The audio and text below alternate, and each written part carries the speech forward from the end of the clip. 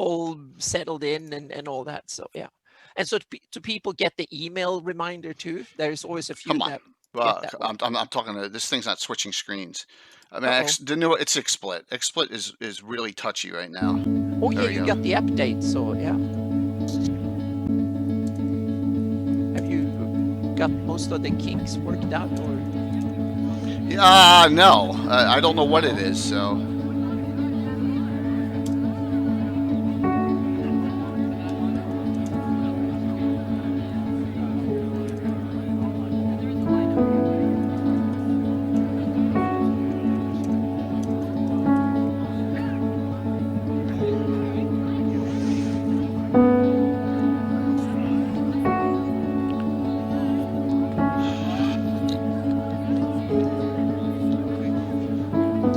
I want to rock a record tonight and then break it tomorrow night. How's that sound? Yes, that sounds perfect. Yes. Yep. Can you guys? Is anyone on? Can you hear us? Canadian, I don't have. I still have Troll Lord's chat up. So. Yeah, Canadian Ancient Gamers on. So yeah. All right. Hopefully you can hear us. Yep. I would hope. And Ornier.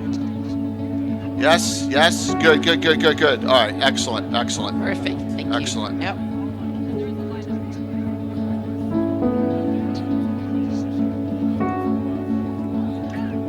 We wanted to get on. I didn't want to race the raid from Troll Lord with 60 people. You understand that? Everyone who's on now. So yes, we have to hide out here. So there, Steven's talking about something. So. Yeah. So if we start early, we'll just babble a little bit, and we'll talk about the virtual GrabCon so far until we get the people on at 7 who you know. So. Yeah, we don't spill any secrets. Yes. After we start. So, yeah. Ooh, from Australia, welcome. Yeah. Hoping Ghost. Good morning. Good evening. Yep.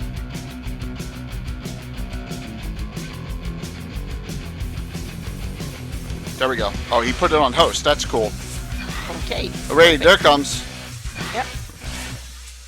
Awesome, awesome. So we went on a few minutes early to catch up with everyone here. So I got preludes going here. We will be on. Thank you all. Let me get over. Now I got to get to my browser up. I don't even have it up. I was watching Stevens. So let me get that up real quick here. So good evening, everyone.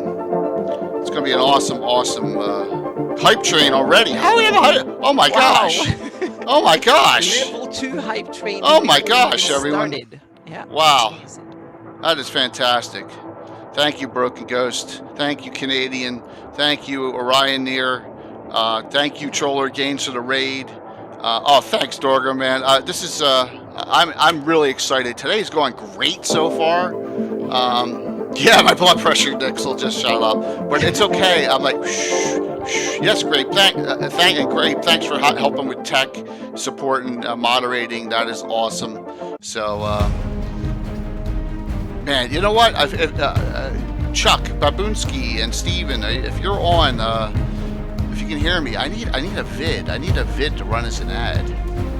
That would be awesome to do. Just to get a nice video up. Yeah, should. So. Are you not entertained? How's that? Yeah. Oh, you're going to be entertained tonight. This is going to be a fantastic discussion with Annis about Annis maps. You're going to be an Annis campaign. This is stuff that first time ever seen out there. Yeah, there will be a few snippets from upcoming stuff. Yeah. So. We're excited. Hey, Mike Disney, what's up, Mike? Mike, that was an unbelievable stream this morning, man. That was top notch. Yeah. That was so fantastic. So, my pleasure, man.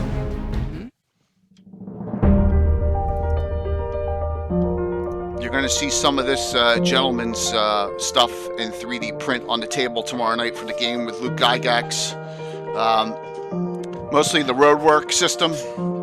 But that roadwork system printed up and crafted by Build-A-Master Crafter, Haley.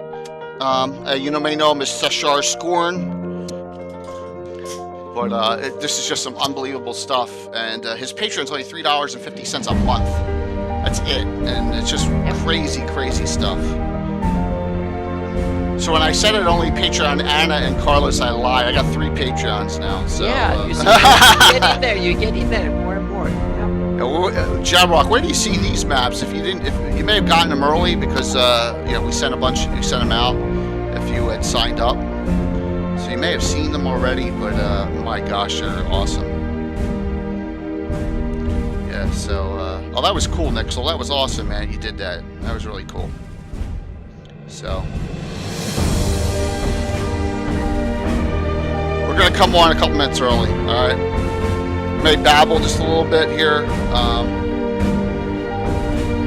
Try and find a.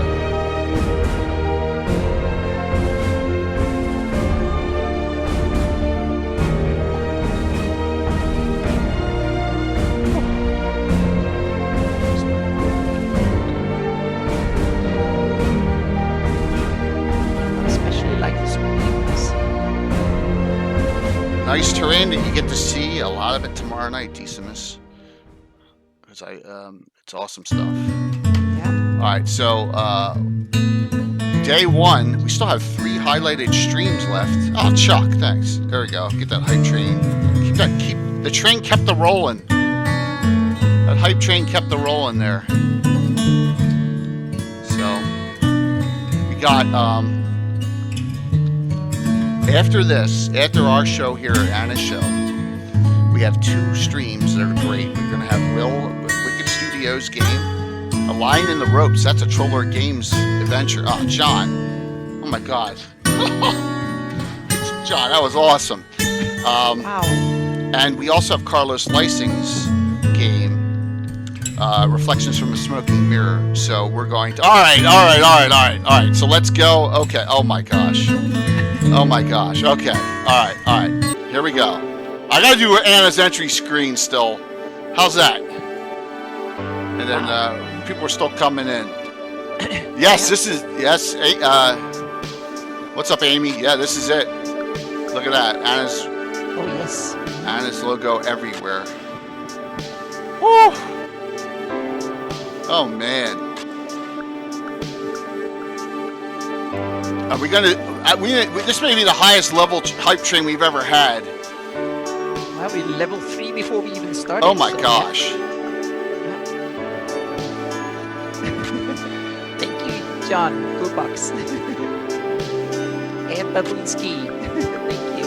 Oh man, yeah, this is awesome. The Greyhawk campaign of Anna Meyer. I will probably be shutting up after this, so and just. No, moving the maps all around. So. Yeah, see. Yeah. Yep. All right. We're 8 minutes early. Hey, Amanda. So, I'm going to split the crowd up tonight between the 2 streams after us. I'm going to try at least. I'm going to raid one and host the other, and we'll let you know. So that way we get the. I think it'll be a nice crowd to split up. Oh yeah, people can pick which one they like the most afterwards. Yeah, that's it. All right, here we go. Coming on. 7 minutes early. Good evening, everyone. Hey, I'm J.K. Lorgazumba, and I'm just going to be hosting this tonight and helping with show Anna's great maps and some of the content she's going to bring tonight. I'm honored to do this.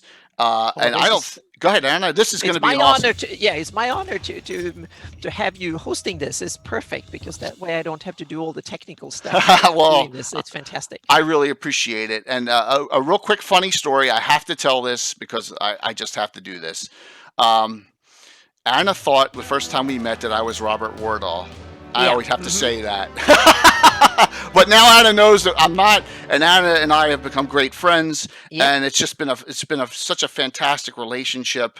And I think Anna was the stepping point for myself and Tim and Bill and all the rest of the crew into the community and welcome as much as possible Oh, through. it's been great, and Yeah, and it's I been a love fantastic to run. be able to be on the show and contribute things, and also we can have legends and lore, and now for the first time actually diving into my campaign. I've Oh, dabbled maps and I've been on the DM's panel and we talked about the setting in general, but this time it will be, when we started, it will be focused on my campaign and my ideas and what kind of makes it different from the stock Greyhawk that we talk about on Legends and Lore and stuff like that. So, yeah. we are early. Yes, we Oh are yeah, we haven't early. started yet. So we're We just are early talking about because what's we wanted to coming. So, catch yeah. Troller Games' raid because Yep. Steven was so I started Preludes real early. We're absolutely correct. Let's just go over a couple things Exactly. You need to all the announcements and all like the stuff. Yeah. giveaways.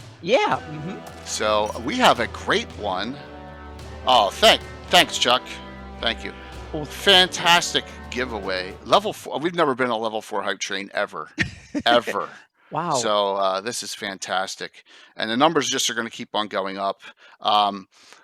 We have 3 great sponsors. Troller Games was the first one, so thank you, Chuck Babunski and Steven Chenault, who will be playing in the game our game tomorrow night. And they've been fantastic. And everyone who signed up for Virtual Greyhawk Con is getting a download package from Troller Games. Plus, Chuck has now said he's going to start putting into some of the Discord channels a die 20 roll, and the top roller can get to choose a download for game as well. So we're going to do that. Plus, we have at least another like 9 or 10 more $10 gift certificates to give away from Troller Games across all these highlighted streams. Yeah. And I'm going to give away one tonight as well. But the big gift tonight, and thanks, Mick. Oh, look! Oh my God, level 5. Wow. That is insane. Here's the big gift tonight. Reaper Miniatures has sponsored my channel for like 14 months, and Reaper's a great company. And I asked Michael Collins, who's the director. I said, "Hey, Michael, I know you have ReaperCon live that I'm part of, but would you, the month after, would you sponsor my con I'm doing? You don't have to do anything." He goes, "Sure, Jay. How much money do you want?" I was like, "Oh my God!" So we're going to give this away tonight. This Learn to Paint Kit Core Skills set. All right, on this show, I'm going to do the signups for it. All I ask is that you be on. Yeah, cool, man, cool. So we have this, and we have the $10. Like I said, we got a lot of great things going on. And then Foam Brain is going to have a lot of great giveaways, and they have already. So with their dice sets and with their dice trays. So yeah, I mean, this is and tomorrow night's game with Luke, I'm giving away the Layer Kit, which is the blue kit, which is one step beyond this one for a little more technical. So the Layer Kit's going to be given away tomorrow night's All-Star game. All right. So wow, we're already up to 100 people. Wow, that's great. Some announcements real quick. Is that going through where your name is down there, or is it stopping? Let me just check that. Okay. It should see looping forever. It should be. The technical stuff here, let me just pop this to here, and let me just try this. Okay, there's Foam Brain. I just wanted to I wanted to move it around. Trust me, you probably all know I'm a little bit frazzled with all this. But I'm having a blast. So note the next stream on this channel is Tim's game tomorrow, and that is morning at 9 a.m. and that is going to be fantastic. And that is and I was playing in that one too. Yes, right? I studied my character sheet. Oh my gosh! Just an hour ago, and she looks awesome. And here it is. Dark Hand Heart Strike. It's all. Oh my gosh! you guys are all insane. But we really appreciate it. Dark Hand Heart Strike tomorrow morning 9 a.m. All right, Tim's All Barbarian group. Anna is playing something about rovers up there and barbarians and maybe IUs. I don't know, but it's something up there in the north. I take it, and it's gonna be fun. Carlos is a barbarian cleric. Yep, and I'm a commando, so it's kind of a barbarian rogue, thievish kind of creature. There's Grendelwolf Katana's playing in it, and Matthew Lazinski's playing in it. William Henry Dvorak's playing in it. Wow, what a cast that's going to be. Yeah. And then we got content all day long. Chuck's got his Shadows of the Halfling Hall. Nightheart Gaming has a great game. Nightheart Gaming has Expedition to Barrier Peaks. And then I have the game with Luke and you. And then after that, Jimmy Duffy's Predator's Rejects has Oh. Rise Up Against the Slave Lords. So what a day that tomorrow is going to be. Yeah. All right, we're 1 minute before, so let's get started. So Okay, Anna, take it away. Well, yeah, you've heard me babble about maps and stuff for forever, and in Legends and Lore we talk about the setting and Greyhawk lore in general. But today I'm going to focus. The map will be a tool to go around, but the focus will not be on the map and technical stuff and so on. So today, the first time, I want to spend a couple of hours talking about my campaign and a little bit on how I go about tweaking Greyhawk to the way I like to play, and hopefully my players like to play that way too. And some of the thoughts behind it, and some of the ideas and stuff to take Greyhawk and make it into something that I like to play with, so to speak. And also some that way you can kind of take what I hope you can take away from it is some ideas that you can, oh, I love that approach, or I don't like that approach, but it gave me an idea to do the opposite or do something different.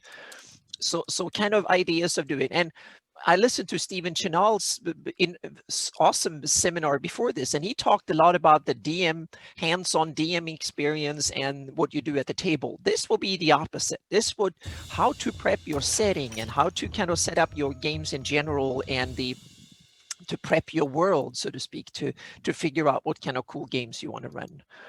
So I hope that you will kind of interrupt me with cool questions and stuff like that. And I'm going to pop the link. So in case you haven't, the map we are looking at right now is my campaign version of my Flanese map.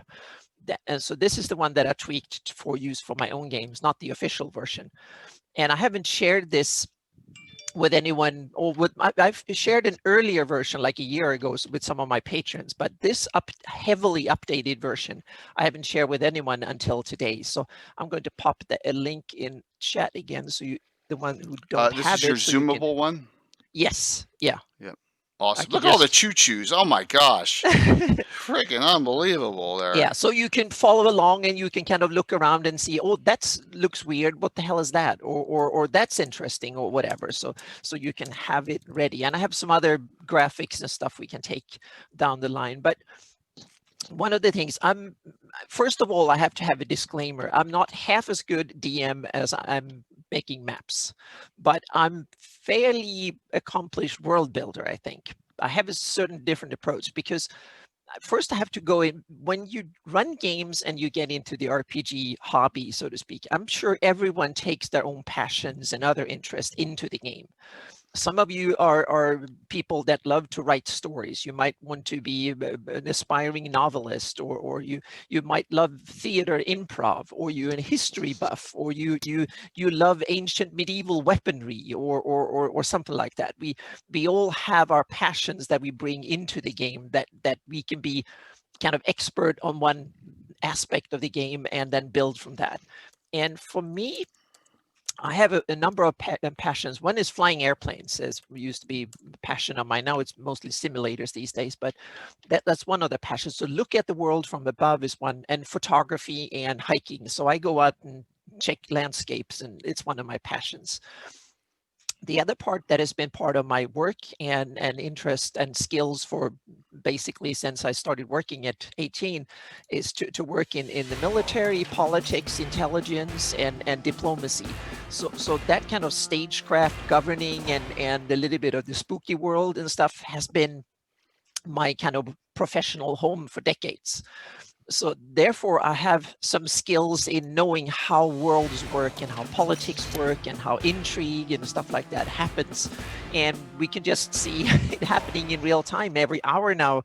We're living through this time. So now we can go on a tangent in a fantasy world and kind of look at the same phenomena. And how would that work? These kind of aspects from the real world, how would that work in a world with magic and dragons and demons and all that is real? It's actually there. So that is kind of been my approach all along is I want the world to function, and I want it to be realistic and function on its own premises, meaning the world kind of works differently than our world. In some ways, it's just like a medieval world, but in some other ways, it's really different.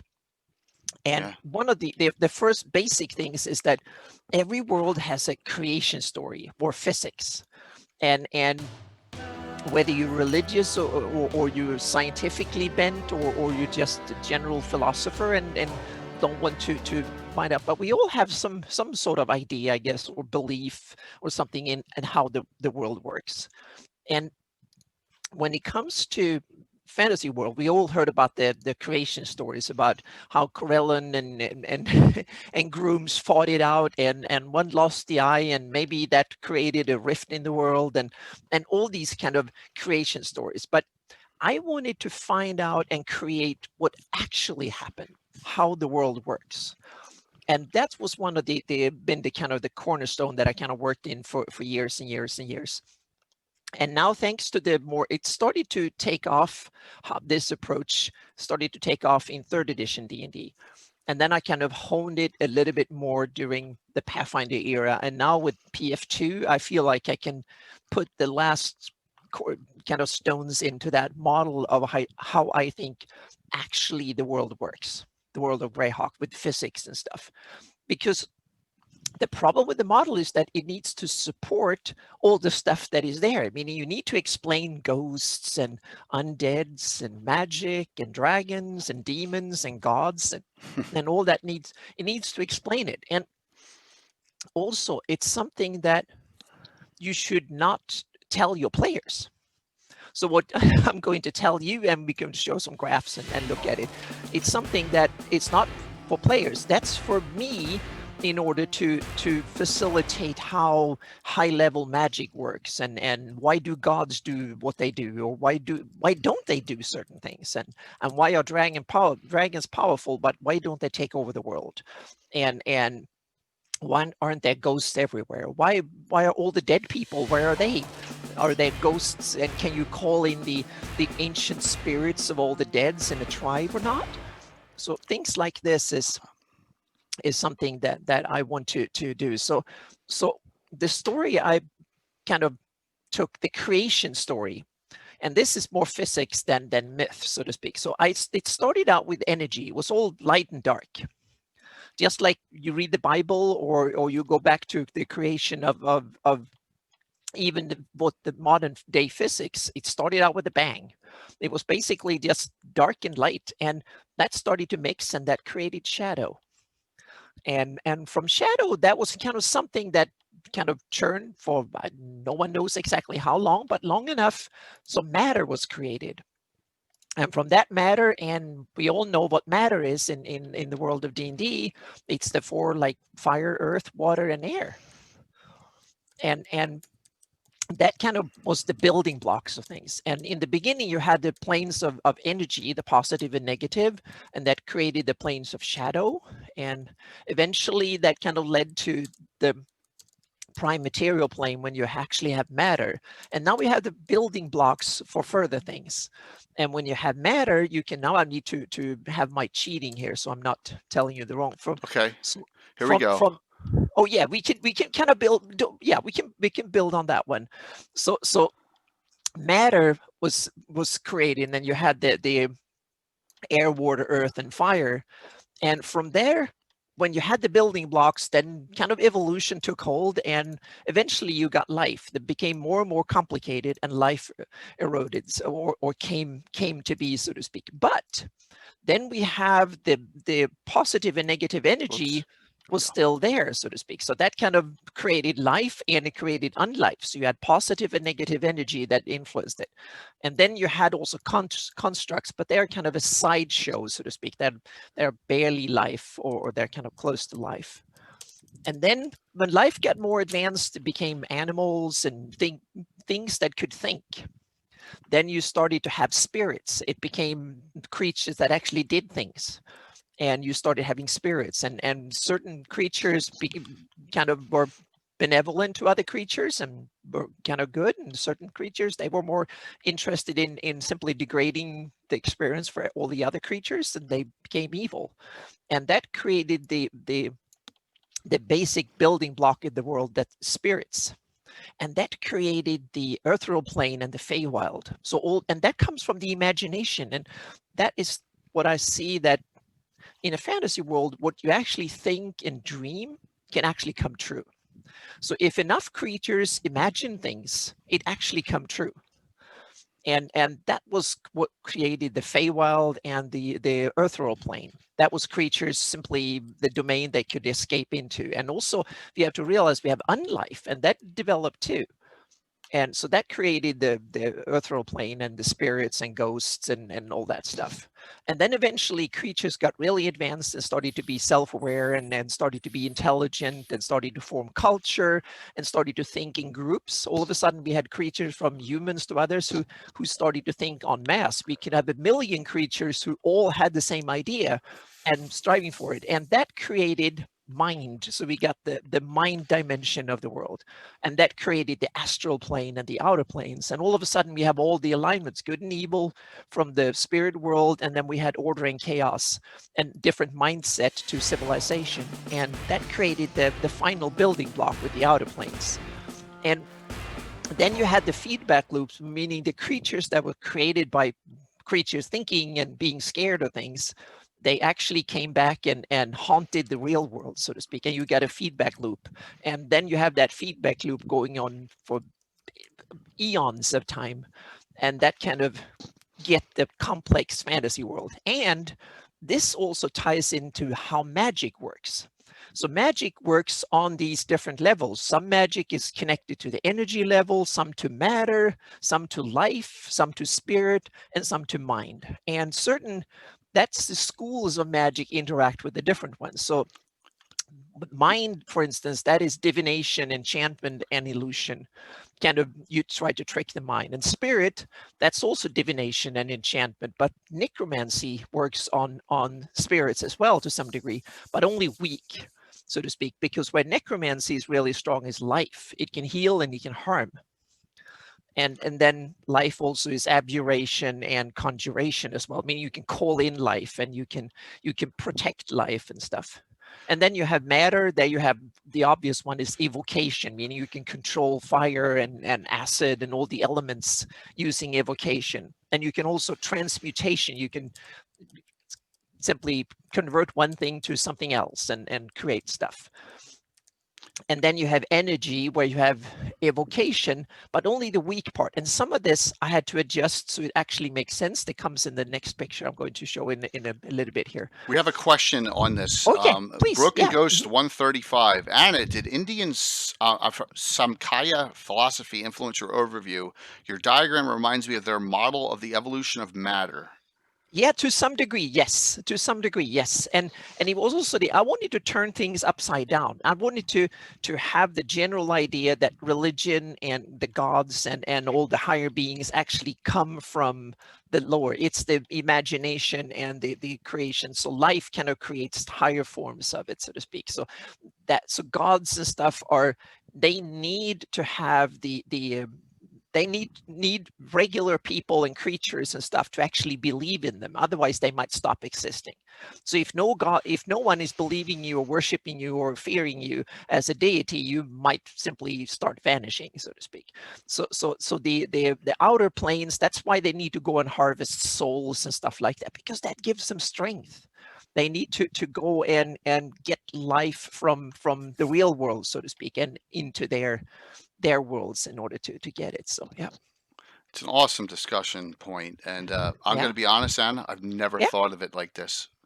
Okay, which is great, because it's like it's very philosophical, and it's like, I like to and this is something that I don't want you adopt parts of it. It's just the thinking of how the world works, so you can kind of come up with, why do ghosts, for instance, can you heal a ghost, or why not, and how you damage things, and where can they roam and stuff like that. And now when we have the schools of magic, then go to the second picture. And this is something that I've stolen. This is part old D&D, part modern new Pathfinder, and part my creation, so to speak. So go to the one with the different types of magic. So There we go. yeah, so this is the different traditions of magic, and in Pathfinder they're called, in Pathfinder 2, the arcane tradition, the divine tradition, the occult, and the primal. But we know them from D&D, meaning arcane. We have our wizards and sorcerers, and the divine are clerics, and primal, it's the druidic magic, and the occults are the oracles and the other weirdos out there, so to speak, the witches and stuff like that. And I had to tweak it a little bit, but now you can see that the different arcane traditions tie into these aspects of the world. So we go with the arcane. They have spells that are strong over matter, mind, and spirit. And that means that they are strong in everything except they don't have full control of necromancy. So they can't cast heal spells and harm spells, but they can do pretty much everything else.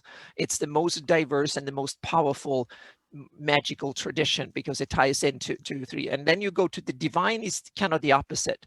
They have spirit and life, meaning they're enormously powerful in controlling people and influencing people, healing them and harming them.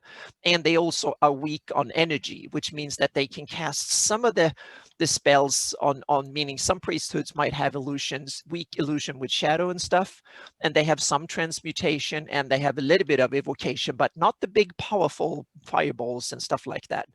So that kind of explains. So I had to tweak it a little bit to make it fit the D&D tradition, so to speak.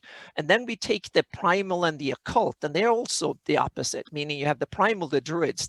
They are concerned with matter, life, and energy, meaning they can cast powerful evocation, they can call in creatures, they can heal, they can harm, and do stuff like that. But they are not mind readers. They're not strong. You don't ask a druid about what the king is supposed to do next week and stuff like that. But you can ask him to go out and make you feel grow, or call in lightning and do stuff like that. And the occult are the opposite. They are mind, spirit, and certain, and all of them have energy to some, except for the arcane, because they have them through matter and spirit. So they already got evocation full, so to speak. So they got them anyway. So that's just an idea of, if you want to allocate spells, when you have players and you want to have villains who come up with new cool spells, this is kind of a guideline to what kind of spells you can allow. Meaning, if you're a bard and if you're like a sorcerer and you have the arcane tradition, that means that you can, sky is the limit, except for the most powerful necromancy spells. When it comes to direct, they can't heal and harm directly, but they can basically do everything else in the book. And so that's kind of, and some of them. So here you have, and this is just guidelines. So this is my kind of guidelines for how the world works, so to speak, and I can work from there. Yeah, it's very cool. And what you can, I mean, from these, I'm assuming, Yeah. especially in the Pathfinder 2 realm, Yeah. you can. Were you standing that whole time? Oh yeah, I've been standing all the time. So I thought it might be time. I've been standing for hours, so I thought it might be a good idea to sit down for a bit. You can build your spellcasting classes off Yeah. of this. Yeah, That's really and also neat. powerful monsters and stuff. Meaning, and you can kind of build how do demons and other like lords from the netherworld or high up, how can they interact with the world? What is possible for them to do, so to speak? So if you have powerful things like solars and stuff, and also how is detect magic? Meaning, can a really powerful wizard, can they detect magic at huge distances across planes, for instance, and all sorts of these kind of things that can be earth-shattering? Meaning, if you want to have the invoke devastation, meaning then you can kind of plug it into this model a bit and start thinking about the consequences. And one other cool thing that comes into this that we're going to discuss a little bit further, but I can make some examples. You have different types of monsters coming in and creatures coming in different stages. At the bottom, you can have like weird ghostly, shadowy monsters that are more ancient than any other monster ever, so to speak. And then you can have the matter. You start having the elementals and the elemental planes that have existed longer than anything. And then you have life starting to come in, and that's where you can have the good elementals and the evil elementals, because they existed maybe before even the prime material planes. And then you have the old spirit world. So when you have the basic creatures coming, and humans were on the Stone Age, and even before then they were basically just developing, then you can have the spirit world, meaning you can have all sorts of the elder evils. You can think Tharistun, you can think all sorts of stuff that came in the age of spirits, when culture wasn't developed and stuff. So you can have like a whole range of monsters that are older than the current era of evolution in your fantasy world. So yeah, Canadian Ancient Gamer said Fey World. I was like, yes, Yes, like in the yeah. Geoff Living Greyhawk. Yes, They had go that whole back to the go back to the other picture again, so we can Sure, see the sure. planes on the other side Give me here. one So sec. yeah, Boom, boom, boom, boom, boom, boom. yeah. So there we have it. So you have it. I put Feywild because I simply love the Feywild, and I'm a Fey Elven kind of fan, so to speak. So what I did was that I took the Feywild and tied it into the spirit world, meaning when you start having from animals, from foxes and squirrels, and when they dream about things and are scared about things, that actually create the parallel world that exists in the Feywild. And that started to develop, and the more animals and the more kind of semi-intelligence creatures with feeling, meaning the spirit world and the spirit dimension is the dimension of feelings, of fear, love, curiosity, and all these things that aren't not the rational things, just the exuberant feeling dimension, so to speak. And it's the realm of ghosts and all sorts of stuff that came with that, so to speak. Things you can imagine when you have nightmares and you're scared of things out in the dark. That's the spirit world. And so there, the Fey world became a parallel world to the real world, so to speak. Before, there was an astral plane, because that's of the mind, that came later with more advanced creatures and culture and stuff, where the gods live and stuff. So this is the basic. And so the Fey world is like an enormous out. And then there were creatures created in the Fey world. And my imagination is that dragons is a typical one that comes from the Feywild, because they're kind of extra. A lot of the creatures that have magical abilities that are extraordinary, they're not of the natural world. And elves and a lot of probably gnomes and stuff like that too also have their roots. And then they came into the real world afterwards, so to speak. So they became and then lost some of their Fey abilities. So that's some of the ideas of playing. So if you like this, you can adopt it whole hog, or I simply urge you to start thinking of how you like the fantasy world to work. And then you write up the myths and stuff to tie in with this, because people simply say that, oh, the gods were here and all that stuff. But in reality, it's the other way around. It was people's imagination that created the gods. So Canadian asked, dragons not from the inner planes. No, but the interesting thing is that the inner planes, once there were dragons created in the Feywild, the dragons came back to the prime material plane.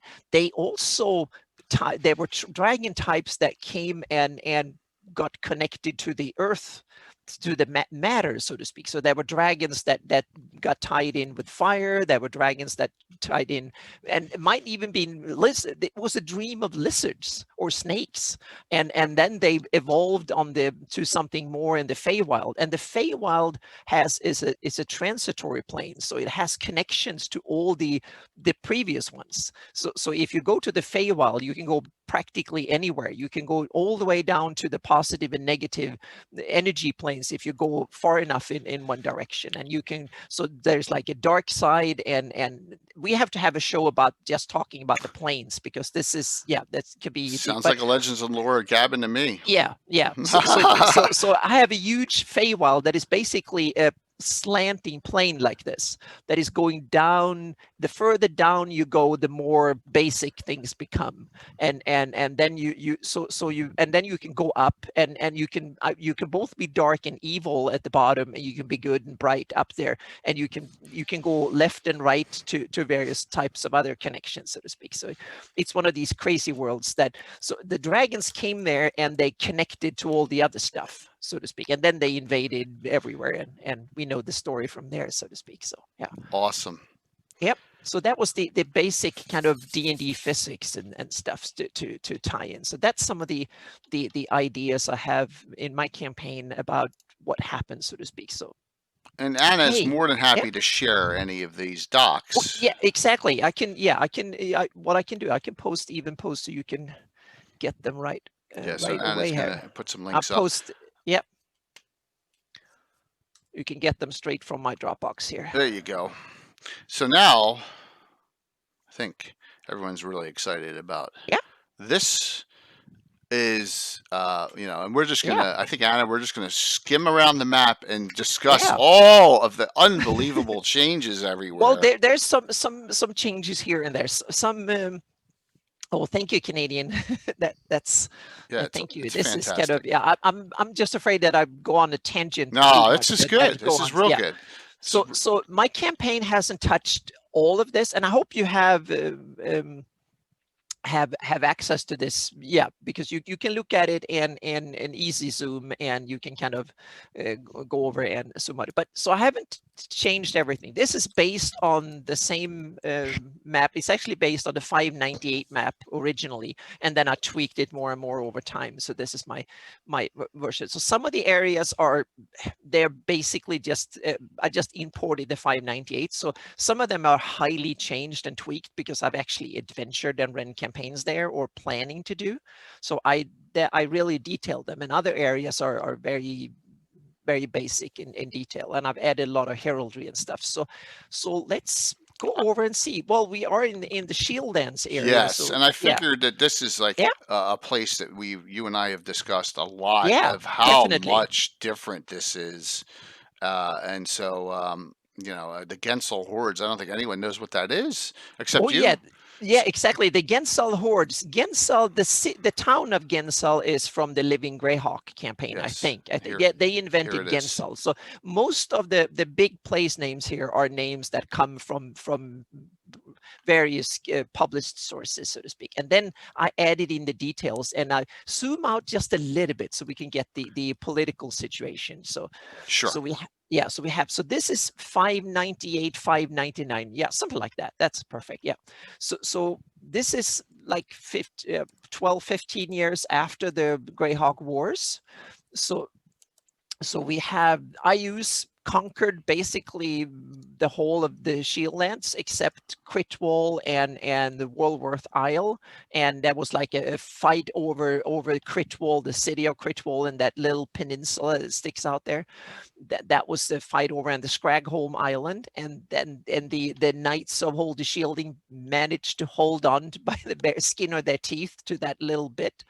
And so Ius was he was very successful in the wars, and then they fought like, what was it, 4, 5, 6 years or something like that, and then it was like a little bit like World War I. It was a stalemate. So after some years, and the big stalemate happened in Furiundi, because that's where Ius kind of ground to halt. He basically conquered the whole of Bandit Kingdoms, Shieldlands, and up east and north, and then he tried to capture the Furiundi, but you guys know that as much as I do, probably even more.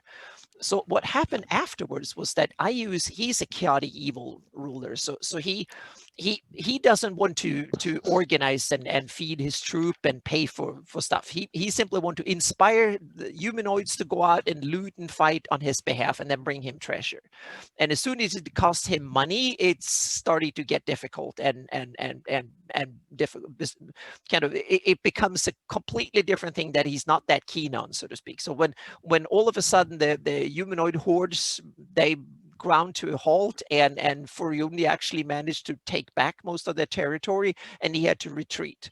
All of a sudden, those easy pickings for his orcs and goblins and hobgoblins and all the other awful creatures he employs to do his bidding, they kind of demanded, all of a sudden they wanted loot, they wanted yummy things to eat, and they wanted things to kill and treasure and stuff to and Ius didn't want to open his coffers to do that, so he kind of plunged into a little bit of financial mishaps. So how did he try to deal with that? Because he's not an idiot. He's a smart guy that's been around before. So he actually came up with a two-pronged kind of idea of how to deal with. So instead of going for conquest, he went in for consolidation, so to speak, to dig in and try to survive and come up with a long-term plan. So what he did first, one of the first things he realized he needed to do is to move his new capital from Doraka to its center, because he had a huge empire spanning all the way from the east end of the Bandit Kingdoms up to the Vesvi Forest and the wolf nomads and near the up in, hang on a second here, Blackmore. So meaning that's like 2,000 miles or something. So and imagine in the fantasy world, it's difficult even for a semi or deity, almost deity, to control that much. So he wanted to have his a new capital. He didn't want to lose Doraka by any means, because he had different plans for Doraka, but he wanted a new kind of operating capital to manage his operations from. And he chose in Halloran, that is just north of Shieldlands or west of the Rift Canyon. That was just a little town in Which town? Halloran, that is north of you getting almost there. You a little bit more. There you go. There's Stasser. Yeah, and a little bit longer. Yeah, up there. Oh, there's Halloran. Yeah. Okay. Mm-hmm.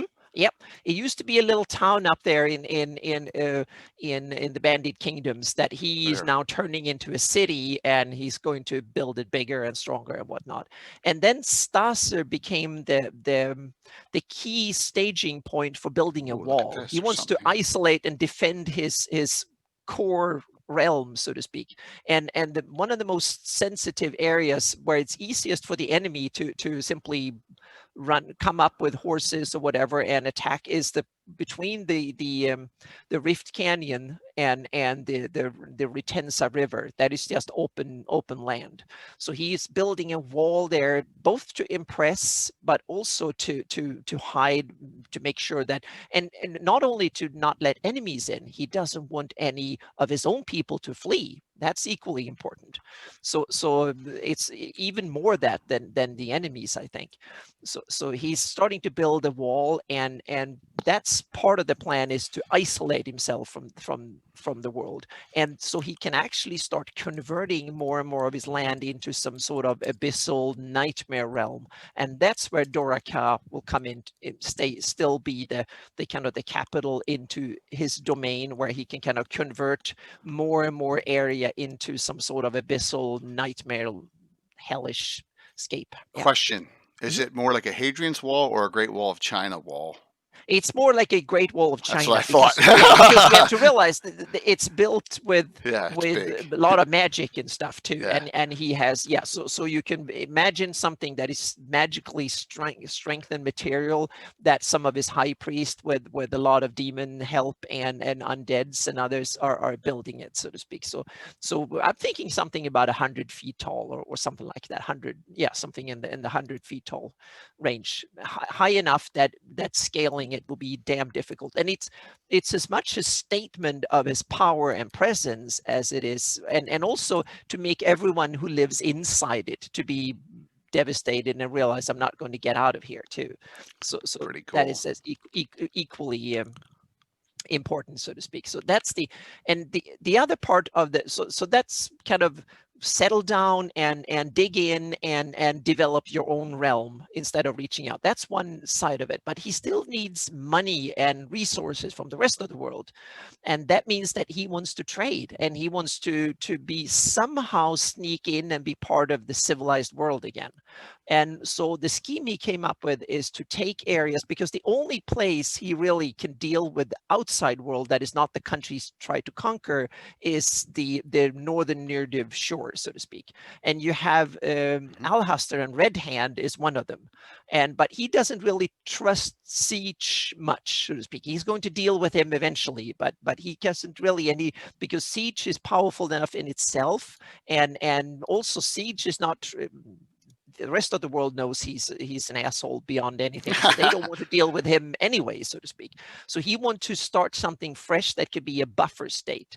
So Axport was the place he realized. So what he done is that he created a barony of Axport, and he's going to lease it out to someone who wants to pay him money and get the rights to trade with the Iusian Empire. And when you do that, you get greedy merchants are the first ones to kind of hook into this. And he kind of knew this so he set a price that was kind of competitive, but we give him some decent amount of money into his coffers. And then a merchant house in Greyhawk signed up and simply bought the barony for 10 years and leased it for 10 years with the trading rights and the rights to start populating export and opening up trade with the Iusian Empire. So it became a client state. And then we come to the land of the Gensal hordes, is where he kept a lot of his troops to keep an eye on the Shieldlanders in Critwall. So he kept them as a province, and there you have the Gensal hordes, and some of the orcs and hobgoblins and stuff that are there, they kind of like it. It's not too much of a good, as long as the Shieldlanders don't come and you don't get too boring, it's kind of fun not too bad to live there, so to speak. It's fairly warm, and there are people to kill occasionally, and they get fairly good resources because they are Ius shock troops. So it's one of these kind of cool places. If you want to be in the Ius service, it's one of the best places to be until the Shieldlanders come out with on some of their raids, because they're getting nasty. And I'm coming to them in a little bit later here. So let's see how we are doing with time here. We're good. Okay, good. Yeah. So the what happened was that the Baron of Axport is now run by the merchant family Seren from Greyhawk. An obscure little merchant trading house that kind of popped up and been around in Greyhawk for a couple of generations. And so they licensed it and are now starting to send goods in and out of Iusian Empire, and Ius kind of like it and so on. But the Shieldlanders don't like it at all, because that's kind of, so they are starting to raid into it. And what happened was that the Shieldlanders found out that the interests behind this merchant house Seren are much more sinister than anyone thought, because one of the biggest investors in this merchant house is actually the Horn Society, because the Horn Society have been around for centuries, millennia, and they have it as an insurance policy. They place bets here and there and everywhere, because they're not going to be killed that easily. So Carl Sargent killed the Horn Society off, but I kind of made them exist in a different way. I think a lot of people out there are happy about that, because a lot of people love the Horn Society. Yeah, so I'm going to go in a little bit on the Horn Society a little bit later, but just to finish this kind of little segment here is that, so the Horn Society are the ones that are sneaking into their old, trying to recapture their old lands and stuff this way, so to speak. And the Shieldlanders realize this, but instead of just going on and calling it out, because the Shieldlanders are now run by a new generation of young, smart people, and they realize that in military is my enemy's enemy is my friend. And so they struck a deal with the Seren merchant house and the Horn Society, saying that, okay, we're going to have a conflict. We're going to stay neutral to each other, and we can exchange intelligence because we have mutual interest. As long as Ayus is our enemy, so the Shieldlanders recognized that the Horn Society had claims to their lands, and they got Horn Society to say that the Shieldlanders had claim to their. I don't know if it's worth anything down the line, but right now, and then the Seren Merchant House, well, also known as Horn Society, got to pay some of the profits they got from the trade to the Shieldlanders, and then they were happy, and they can kind of go on, and so there is like a cold war between them, but they realize that right now they need each other. So it's kind of an interesting, and they secretly are taking over in export, and Iusians, and I call them the old empire because he wants to maintain he wants to fool everybody that he's been around forever. So the Ayus call themselves the old one, and they call it the old empire. So if you live there, and if you live inside the empire of Ayus, you live in the old empire. And the Shieldlanders are the fanatics, and they're going to kill you. If they don't like you, they will kill you instantly. So be scared of them, so to speak. And then the Ayusians realize that something is up. They haven't really figured out what's going on yet, but they are trying to find out. And one of the things that the Horn Society wants is that they want to get back to, because they have Flan roots, and they know that one of the ancient burial places of the Flans are up in the Fellreave. And they already have people up there that have located it. So they want to go up there, and they want to set up that undead army before Ayus finds the place and do the same thing. So it's going to be a race to raise the undead army, so to speak. And the side that can win that race will get a decisive advantage. And we'll see who gets it. I don't know which one will do it. And then there are some other interesting things, but that is the campaign I'm going to start. And I'm so sorry to all my players, and I know some of you are watching this, that I haven't been around to give you more info and stuff like that, but I've been really busy setting all this stuff up for the seminar and to a few other things. So when next week, that will be all I'm doing, is to prep for campaign and stuff. So that will come. So okay, do we have any more questions and stuff? This one's a kind of a tough one from Big Mac. Okay, all right, David. Piazza Big Mac, yes. Yeah. Give us an example of a plot line in this area you could develop, like on a smaller scale. Yeah, on a smaller scale. I'm going to start in the little village of Aldet. So if you can zoom in on the area of Aldet, it's on the coastline there in the southern Shieldland. I see. Yeah, yep. And zoom in. So I can basically go with it, and this will be the premise of the for the campaign that I'm going to have. So the character's going to start 0 level in the little village of Aldet. And Aldet is a village that has been around for quite some time. It used to be one of these, it's on a hill there's two higher mountain, or like high hills north and south of it. And it's kind of a ridge between there. And on that ridge, the old Flan built a hill fort, basically just a pile of stones that is in a ring, so to speak. And they had an ancient village. So it's been there for, God knows, maybe 2,000 years or more. And then that's how that village started, so to speak. And then it became a part, eventually kind of it waned and waxed and waned over the centuries, and it was a small little village, and then might have been even a town one day. And then eventually, when the Erdi came and conquered the area and it became part of the Great Kingdom, it was on a road between Critwall and Radagast city. So it was on the street. So it became like a stopover with an inn and a little temple and a few service areas where you can water your horses and stuff like that. So that was what it was for probably 400 years or something, while the Great Kingdom existed, that was just a little stopover. And there were some sheep farmers that lived in the area, and that was about it. And then comes the war, and the Ayus conquered it. And this became a refugee area. People fled up in the hills away from the invasion. And then eventually the Ayus humanoids went up and started hunting almost everybody down. But there were a few that managed to survive. And then when the war was over and Ayus were more busy with bigger things, they could come out, and a few of them can start existing at the little village of Olded. And eventually Ayus realized that he went from conquest to actually govern, so to speak. So there was a low-level Ayus priest that simply treated the villagers, the few people that existed, as slaves to create a little bit of labor, produce some food, and to guard the road from Critwall and east. And then comes the barony of export, and now coming in to change the things again. So what happens is that the characters are now in that little village of Aldit, meaning they're probably the kids of the few people that managed to survive the war, and they have now suffered for years under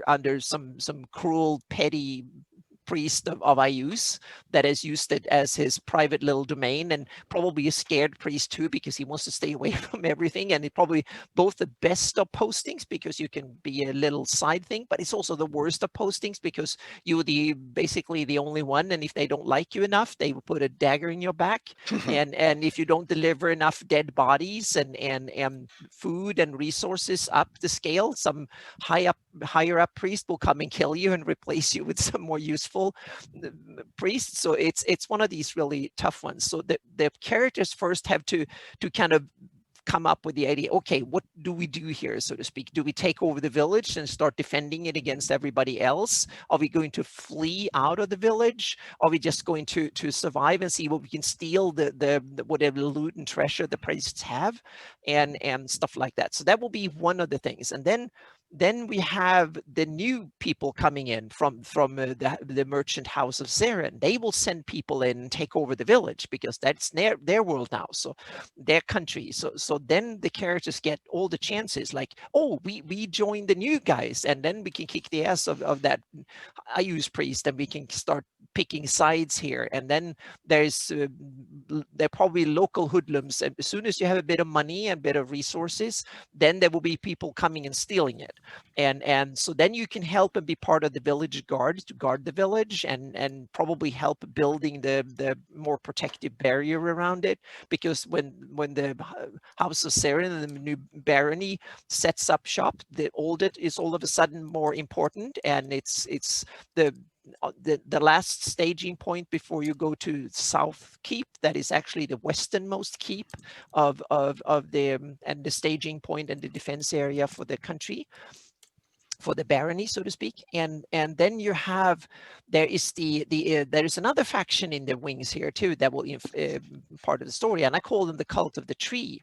And that's the old flan, because the old faith realized that Ayus is now the biggest environmental threat that the world has ever seen, at least this part have seen in generations. So they have set up what they call the Cult of the Tree, and they're starting to recruit people into the old faith, and you can become an agent for the old faith, and you can start joining them and go on the spree with that. Or you can simply say, I don't like this area at all, and can pop over to export and see if you can go out in the world and do it. And then you can simply get the characters to interact with all these factions, and they will make friends with some, and they will make enemies with the others. And that is how I'm going to set this campaign off. And then there's other, meaning you have the land of Morgenstaller, the big red dragon up in White Plume Mountain.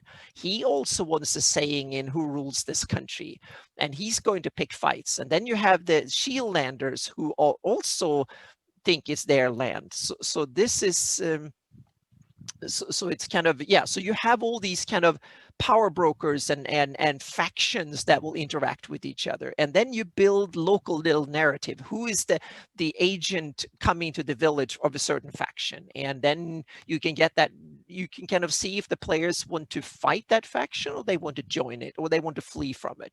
That's basically how I build my adventures. I kind of take all these movers and shakers, and as the characters move up in level, they become either join a faction, or they get enemies and friends. And then they can even start their own faction and simply say, we just want to be a local good guys, a Robin Hood faction, and just steal from the evil ones and give it to the other ones, and not paying tribute to anyone else, which is tough but perfectly doable. Or we just want to go out and steal. So that's how I build it. So this is kind of an example, and this is my upcoming campaign. And there's some hidden sides to this that I haven't really talked about that will come into it too. But that's the basics of how I build a campaign, so to speak. Where would you like to go next? Okay, so this is the area. Let's go. Oh, we have to go to your favorite area. You have to go down to the Ulix and yes, and Celine too. Sheldamore Valley and all that. Yeah. Mm-hmm. I'm doing it. See, I was worried that was going to happen. It was because I didn't know if I was going to lose my resolution. That's an area that has gotten a major this doesn't look here. Like any. Oh my. Yeah. All right. So, you want to start with Altamira South, or do you want to go? We can start with Altamira South. We can go all the way south here. Yeah. Yeah. It's got to. Oh yeah, you get to load it in there for it goes, a second. There it goes. Yep. Mm-hmm. So we have the Ulix, and we have Celine, and we have Shieldlands, Keelland down here. So what happened was that we had during the wars, the elves have for a couple of 100 years been on retreat, so to speak, and isolated themselves and hunkered down, so to speak. And the last straw in this was both the Iusian invasion of the Vesvi and then of Furundi, and then you had the Pomarsh that was overrun and then started to pop up local rulers with Turismak and stuff that started to invade the Principality of Ulek, and from the Sus Forest started to threaten even Celine itself. So what I realized is that elves, they live for a long time, and I'm going to come to how I see elves, because I have some interesting theories on the elves too, but we take the political stuff first. And so the elves, they react slowly to things. They're kind of frivolous and want to have fun and work on their art and whatever, but eventually elves do react to things, and it takes a little bit longer. When you live that long, you don't, and humans, they are so hasty in doing everything. But the elves realize that we need to take this seriously. It's an existential threat, and we need to deal with it. So what they did was that they reached out to their obvious neighbors, so to speak, the elves that lived in the Ulek duchy and the county of Ulek, and started saying that we need to solve this. All the elves that lives here, we need to now, and they're also up with the ones in the Vesvi forest, and I call them the Taranal. A lot of these names is not names that I've come up with myself. I've stolen them from other areas. So the elves, they in Celine, they started saying that we need to get together and build, because there used to be an elven kingdom in this area that was much stronger and bigger.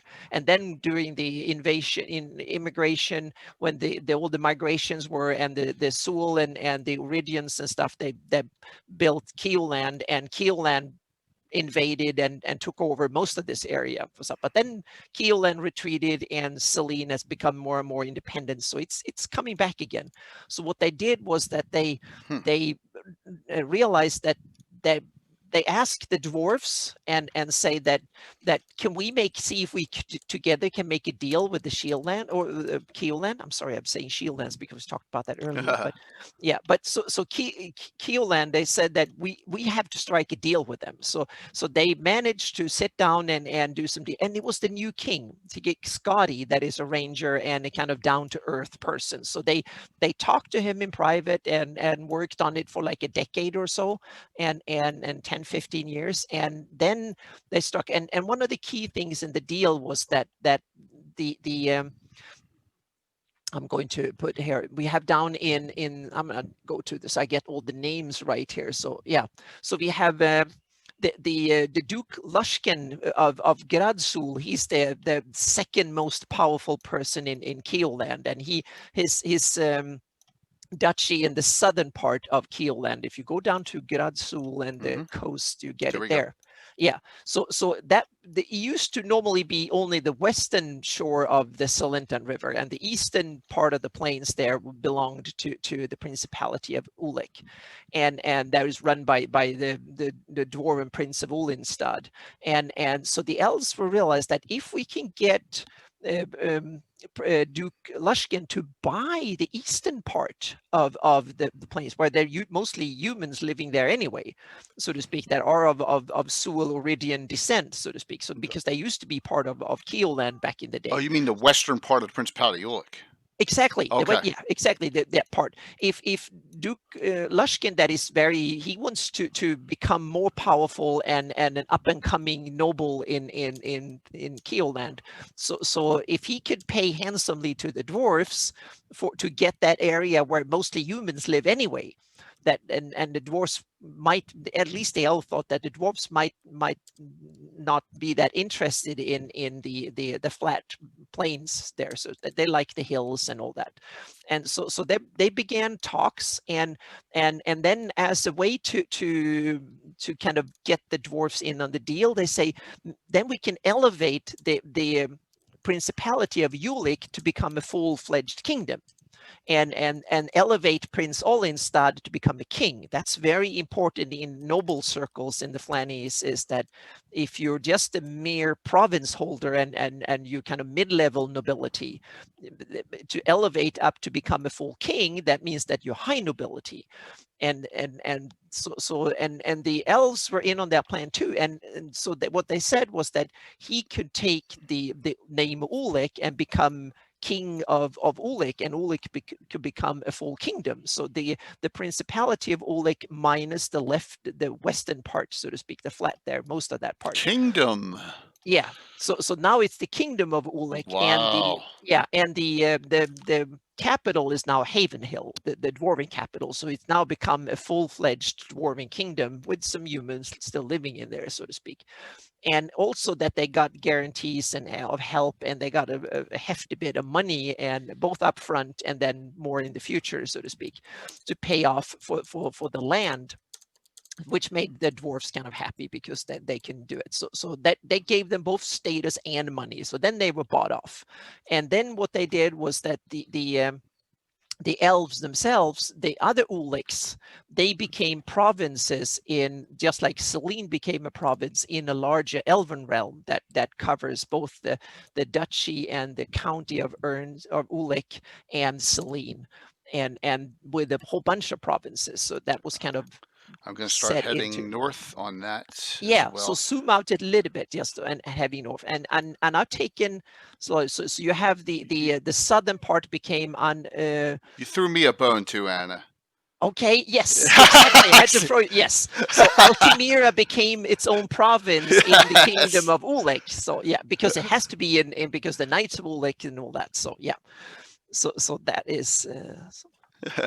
There you go. So yeah, keep on heading north. Yeah, so then I simply took it together, and then I divided up the northern part, that's the county of Ulik, I think. Yeah, this is the county right here. Yeah, the county of Ulik. Right that became, yeah, or the northern part there is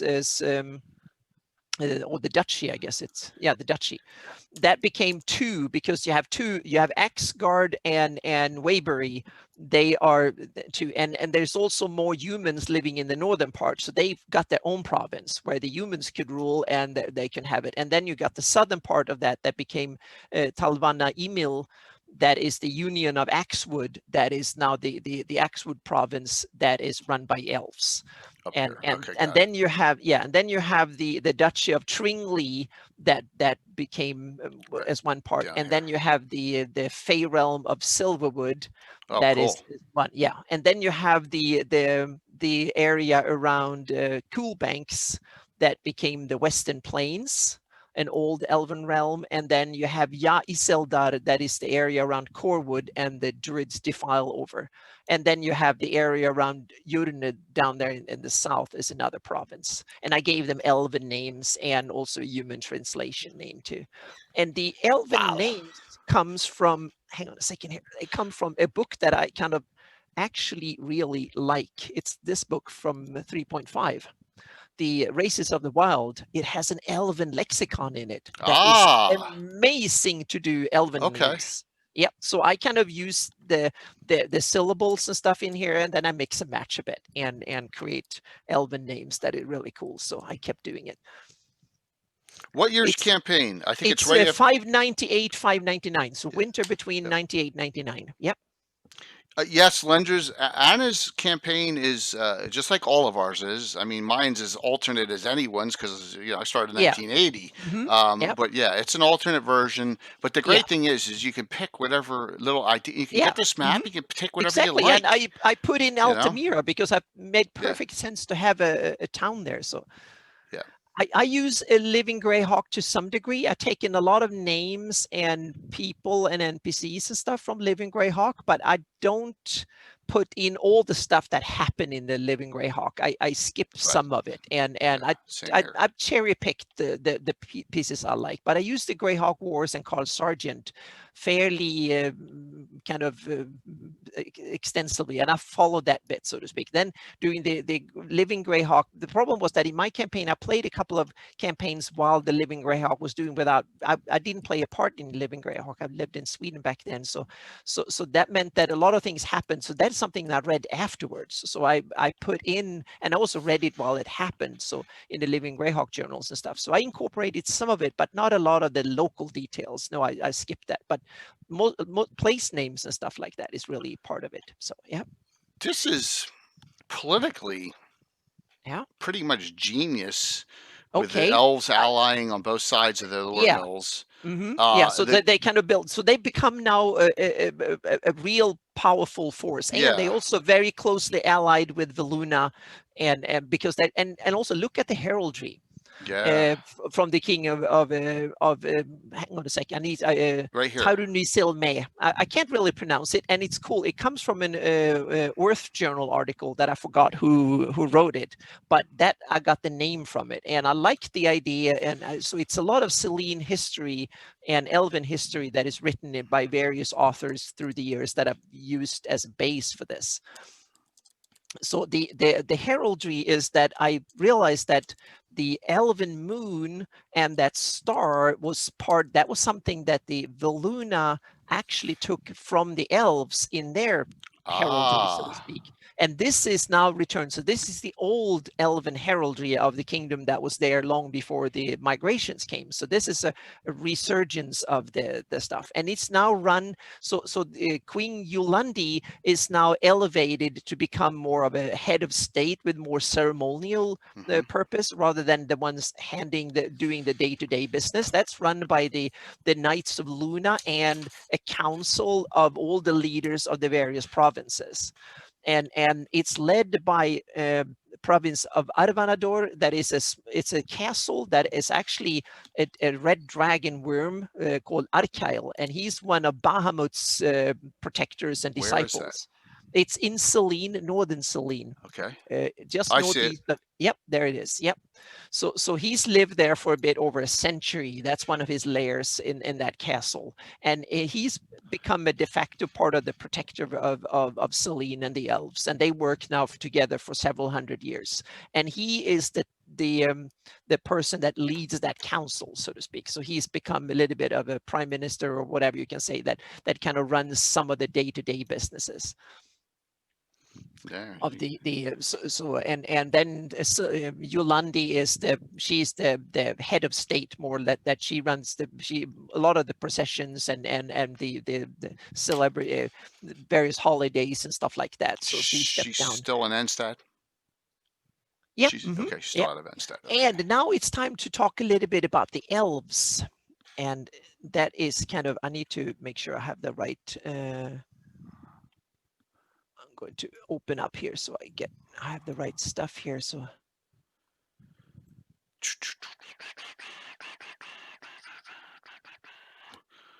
pretty So, cool stuff, wouldn't you all think? Really, really awesome and cool. yeah. So elves is I think that it's so cool with where you have high elves and you have sylvan elves and wild elves and gray elves and dark elves and stuff. And I always wondered, why are high elves called high elves?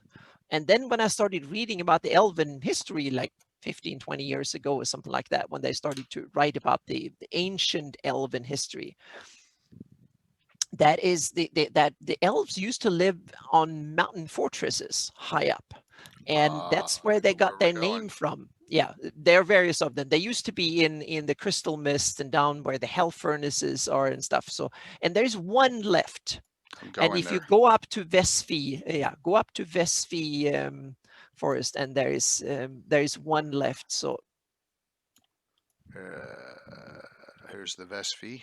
Is that no, it? David, I don't do anything that is connected to the moons and space yet, so to Is speak. that But it? I, yeah, Ken, exactly. There you have yep. Kirshani, It'll and clean. you It'll have, clear up. yeah, you can zoom out a little bit. Yeah, there you have Taranal. It's one of the Elven realms, Taranal. So this is another, and they are basically, they're all one realm, so to speak. And Veluna has an ancient treaty with the elves saying that the elves have free passage.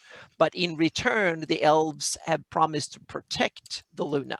And the reason that High Folk is special is because High Folk was the area that the Great Kingdom conquered to have free passage to Perronland. So it became this kind of transition area that was ruled and governed both by the elves and by the Great Kingdom. So they kind of set a special treaty. So that's why High Folk became a special part of the Taranal. The rest was called the Heartlands. And the Heartlands is something that comes from I Use the Evil, I think, or Marklands. I forgot which one it's in there. So I just developed continue. And then you have Kershani or Kershane, or how you pronounce it. That is the only, in my campaign, the only still surviving elven city, mountain city from ancient times.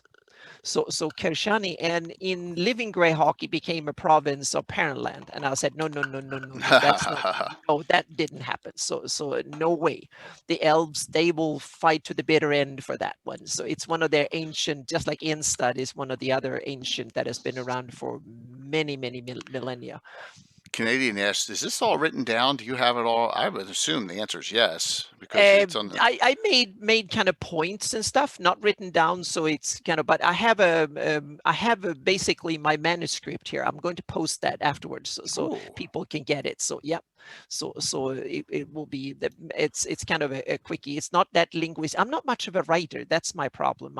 A lot of people that watch this, you guys are fantastic in writing long blog posts and stuff like that. I'm still a little bit hampered when it comes to my typing abilities, so to speak. So I guess shall we head back to the Badlands and go to the Horn Society next? Sure. Yeah. All righty. Mm-hmm. So we will flick down, and here's we're going Yeah. across Furundi. It doesn't look like there's major changes in this No, area it's no here. major. I've done what I've done. We can mention that is that the Furundi, when it used to be it used to be a province of the Great Kingdom, which means that the provinces of Furundi were baronies and counties, and most of them were just baronies and marchlands. So now they've been independent so long that they are now elevated up. So they are all earldoms, archbaronies, and counties. And so they're no longer baronies. They are now elevated up to be pure provinces in their own kingdom and not like a sub-province of the Great Kingdom. So they've been elevated up, so to speak. So they now have higher titles. So they are now earls and counts and archbarons and dukes and stuff like that. So they have a proper standing. So it's become, it cut the last ties to the Great Kingdom that way by now declaring themselves as a fully independent kingdom in its own right with its own major nobility.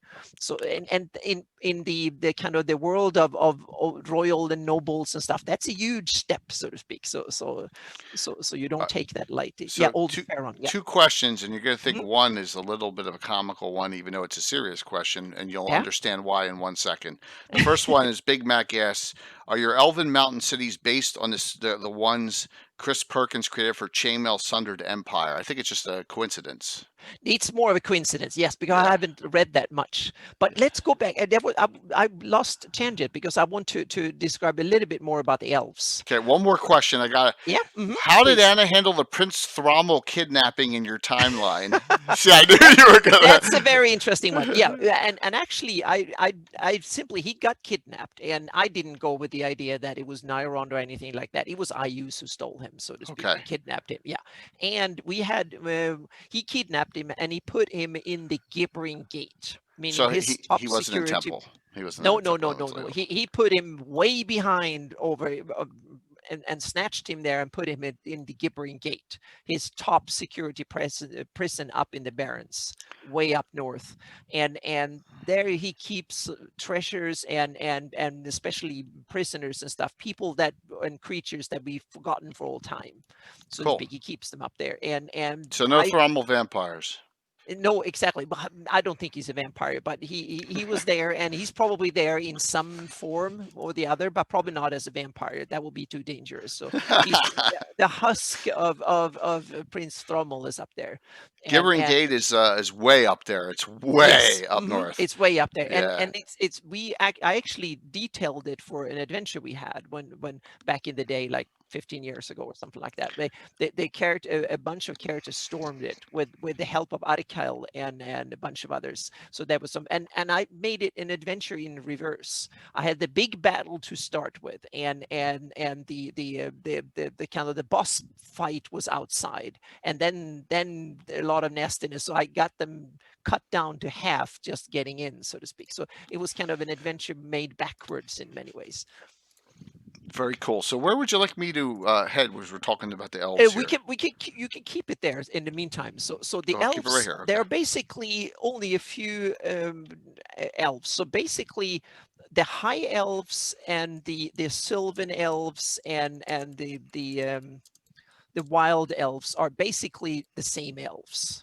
They're all elves. It's more of a cultural difference. If you come from the wooden realm, you know more about woody stuff and stuff like that, or you might be more kind of more academically like that. Then you're the high elves, so to speak. But the gray elves is not. That's not the elves, a certain type of elves to begin with. That's what happens when elves grow up. When elves grow old enough, they're like 300, 400, 500 years old, they get the calling. And that means that if they've been good and been faithful to Corellian and the Elven Seldarin and prayed and so on and been useful to them, then the Elven gods will call you back. And that's when you can become a gray elf. And so if you want to take the calling, then you become a gray elf, and that's basically a fae or a fairy gray elf. They call gray elves in common tongue, so to speak, but they're actually fae. And then you get the connection to the Fey realm and the Feywild back. So you get a whole bunch of, you get some innate magical abilities, and you get some other stuff. You can see better and so on and so forth. And you basically become immortal. And that happens after 300, 400, 500 years or something like that. It depends. You can get it a little bit earlier, but you have to be an established elf in the Elven society and trusted by the Seldarin in order to get that. Then you get your connection back. So what happens is that some elves, like Keek, for instance, who start from the Gord books that was started serving Ayus, they become basically they're cut off. They don't have a chance. And some elves, they simply don't want to be gray elves, and they are not devoted, and they just want to go on and live their own life and don't care about the Seldarin or something like that. Then they will just remain what they call other elves, and then they just continue to be high elves, and they will probably live for 400, 500 years maybe, and then they'll die of old age. But if you become a Fey elf, a gray elf, then you basically become immortal, and you move more and more and more towards the Fey realm, and you will disappear out there somewhere, and you become a spirit eventually, so to speak. So you have to work harder and harder to stay connected to the normal plane. So that is and then you have the drow. They are the ones that made that break thousands of years ago and started serving the Unseelie or Lolth, or they simply shifted religion, and their kids become drow, so they are now a different types of elves. But the other elves are the same, basically. It's just a cultural difference, no biological difference between so when you're born, you can be born a high elf or sylvan or wild. That depends on where you culturally are born, so to speak, in and what kind of where your parents lived and what their culture. You could be a kind of a redneck, a rural elf, or you can be a more urban kind of cultural elf living in Instad or something. Then you're a high elf, and if you live out in the woods and go out there and hunt and do whatever, then you're kind of a wild elf or a Grugach or something. So that's more of a cultural difference. It's no biological difference between them in the way I do it. So yeah. Canadian asks if you ever used Ice Elves by Mayfair Games. And no, I Nope. don't think I've used that. Okay. No. All right, cool. Yeah. So, shall I head? But I've read about it somewhere, I think, and I eventually I think I want to invent more kind of elves, but I wanted to simplify it a little bit and make it that. Mighty And Jabrock aquatic says, elves I've stayed away from. Yeah, I don't say that they're not there, but I've stayed away from them, and so we'll see. Yeah. so, Mighty Jabrock says they had snow elves and living Greyhawk. So there Yeah. you go. Yeah. So, here we go. Let's Yeah. talk about this area here. We got the Yeah. Horn That's a Lands. very, very interesting area. And there are a number of places. This is an area that was, in my view, settled by the Flan, the Ur-Flan, back thousands of years ago. And they were the first humans around, maybe even the first kind of civilized creatures that thought and built culture, so to speak. And in so they built there are a number of hills that are key, that they built hill forts. And this is something I've taken from old Europe in the Stone Age, and then people in the Stone Age built hill forts. They took an area that was easy to defend, and then they improved the natural defenses by building simple stone boulder walls, so to speak. And the idea, so I've basically taken that the Ur-Flan did the same thing in the early old Flans. And Molag was one of them. Critwall was another one. And Shendel and Freeborough were also hill forts, ancient hill forts. So when the Erdi came and conquered, they just took over the old hill forts that had been used, and then so they became staging points. So Molag has actually been there for maybe 5,000 years, maybe 10,000 or 20,000 Wow. years. So Okay. it's very, very old, and it's been there forever. And now we come into the Horned Ones and Horned Society. And remember when I started them, we talked about the different ages and the different, you have the life, and then you had spirits when they got more advanced and stuff. And the Horned Ones are a basic, that was the first religion of the world. So the Ur-Flan, what happened was that when the Ur-Flan started to become advanced enough so they could speak and maybe use fire and stone tools and stuff, they started to develop enough faculties to become spirited creatures. And then they started to get feelings and stuff like that. They developed the idea of evil and good. They were scared of some things, they love other things and stuff. And that's when the Earthral and the Feywild started to come. And then you got all the creatures from your nightmares and stuff, and you started getting scared. So these monsters that the Ur-Flan dreamt of and other people dreamt of became real. And that's where you have the origin of the Horned Ones. So they are actually old spirit monsters from way, way, way back. They became the Horned Ones, and it was basically some sort of probably some mix up with the old bulls and aurochs, the old that's actually cattle, wild cattle they used to roam in Europe back in the day. That was huge, bigger than bisons even. And in Greyhawk, they're actually described in several sources that there were aurochs in Greyhawk. So I guess it was just like they probably had old fantasies of big horned animals and monsters in old the old real world. So the Urflan had the same thing, and these things became real because there were so many Urflans that were terrified of them, and that was the source of it. And then it developed more, and eventually became like a religion. And when the old faith started to take shape, then these horned ones were actually incorporated into the old faith as a sort of evil protectors. So when there was enemies that so the worst kind of scum they had in the society, that were individuals that were so bad that they couldn't have them around. They didn't just murder them or imprison them or anything. They were half nomad roaming people. They didn't have prisons or anything, and they also didn't want to be directly evil. So what they did was that they influenced these people and said that they became the horned ones and joined them, and say that they didn't have the right to participate in society.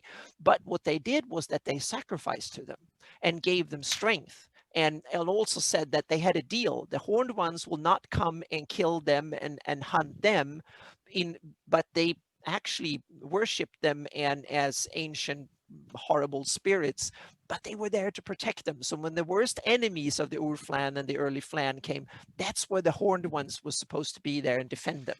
And they became the dark side of the old faith, the dark druids and all that. That became part of it. That was how it started. And then they kind of developed and became legend and just kept going, so to speak. And then there were people that kept the tradition up. And one of the places they managed to hold on to and thrive in was Molag, and they converted Molag from an old hill fort into more of a big fortress and a town and a city. So all the bad Flan people that no one else, that couldn't live anywhere else, the scum of the world, so to speak, they assembled in Molag and stayed there, and that was the staging point, because other good people can actually come and sacrifice to them, and that way they get resources. And if there were enemies from somewhere else who threatened all the Flan, the horned ones will actually come on and beat the crap out of anyone, so to speak, and then take some prisoners and stuff. So it was kind of a weird kind of relationship. They were part of society, but not part of society. So they are more kind of a folksy. That's the original story. And then they became, when the Erdi came in, that was the first powerful enemy that actually wiped out the Flan and stuff. They became more converted into a band of war bands, so to speak. But they were so powerful and they took in a lot of the old Flan and stuff and had them inside and kept them. So they kept the promise to some degree.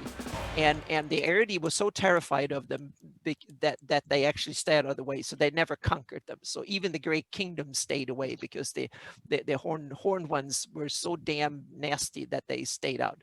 And then Ayus came and he also stayed out of them. But what he did was that he offered the board humanoids and stuff, because the horned ones took a lot of humanoids, orcs and hobgoblins and whatnot into their service. And then when Ayus came, he just offered them more loot and whatever, so they just abandoned it and ran out and started conquering everything else. And the horde ones realized that now we lost it, so they went into the second tactics. They scattered and started digging up their old resources that were here and there, and now they gone into plan B to come back again. And that's where my campaign started. So I wanted a different type of evil enemy, so to speak, someone that's been around for a long time, that has cultural ties and a function, not just the new evil that conquers the world. These guys are different, and some of them are undeads and whatever that has been around for hundreds and hundreds of years, and some of them are more upstarts, so to speak. They are a diverse bunch, so to speak, but some of them have old ties, and they also have different types of resources and spells and magic that are different from other ones. So that's how I kind of see the horned ones. I appreciate you extended the Free Reavers lands like I had. Yes.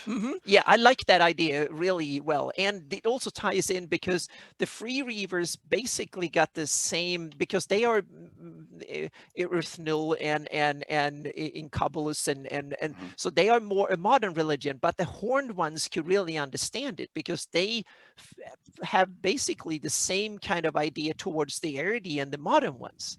So they were kind of both competitors and alike, so to speak. So they had a respect with each other. So as long as they stayed away, and they also had other common enemies. So they were basically, this area up here is a land of outcasts, and go up, and I've named a lot of places here. So they have, you have Delavan lands, and then you have Molag, and that's the this is the Stonewall Road. So the Horned Ones conquered the Western Bandit kingdoms and stuff. So that's why they built that. That was their main road going east, so to speak, and the crossing of the Veng up there. And then we can go up north a bit longer. You have the lands of Ixhold, Ixworth, and stuff, and then you have even further up. You have up there. Hang on a second, so I can. Janzers. Yeah, so you have, I'm going to go so I can read the properly, because it's a little bit low resolution here. So you have Kelbanet and stuff up there, and Janser's land. And Janser, he was an already, this is not canon, this is my stuff. So Janser, the name Janser comes from somewhere, but I couldn't find any story, so I just kept it. And so Janser in my way was an already or a guy, a merchant from Great Kingdom and an adventurer. So he simply went up there and started trading with the humanoids and stuff, and he was successful in that way, that he was willing to forego some of the profits and stuff for a good adventure.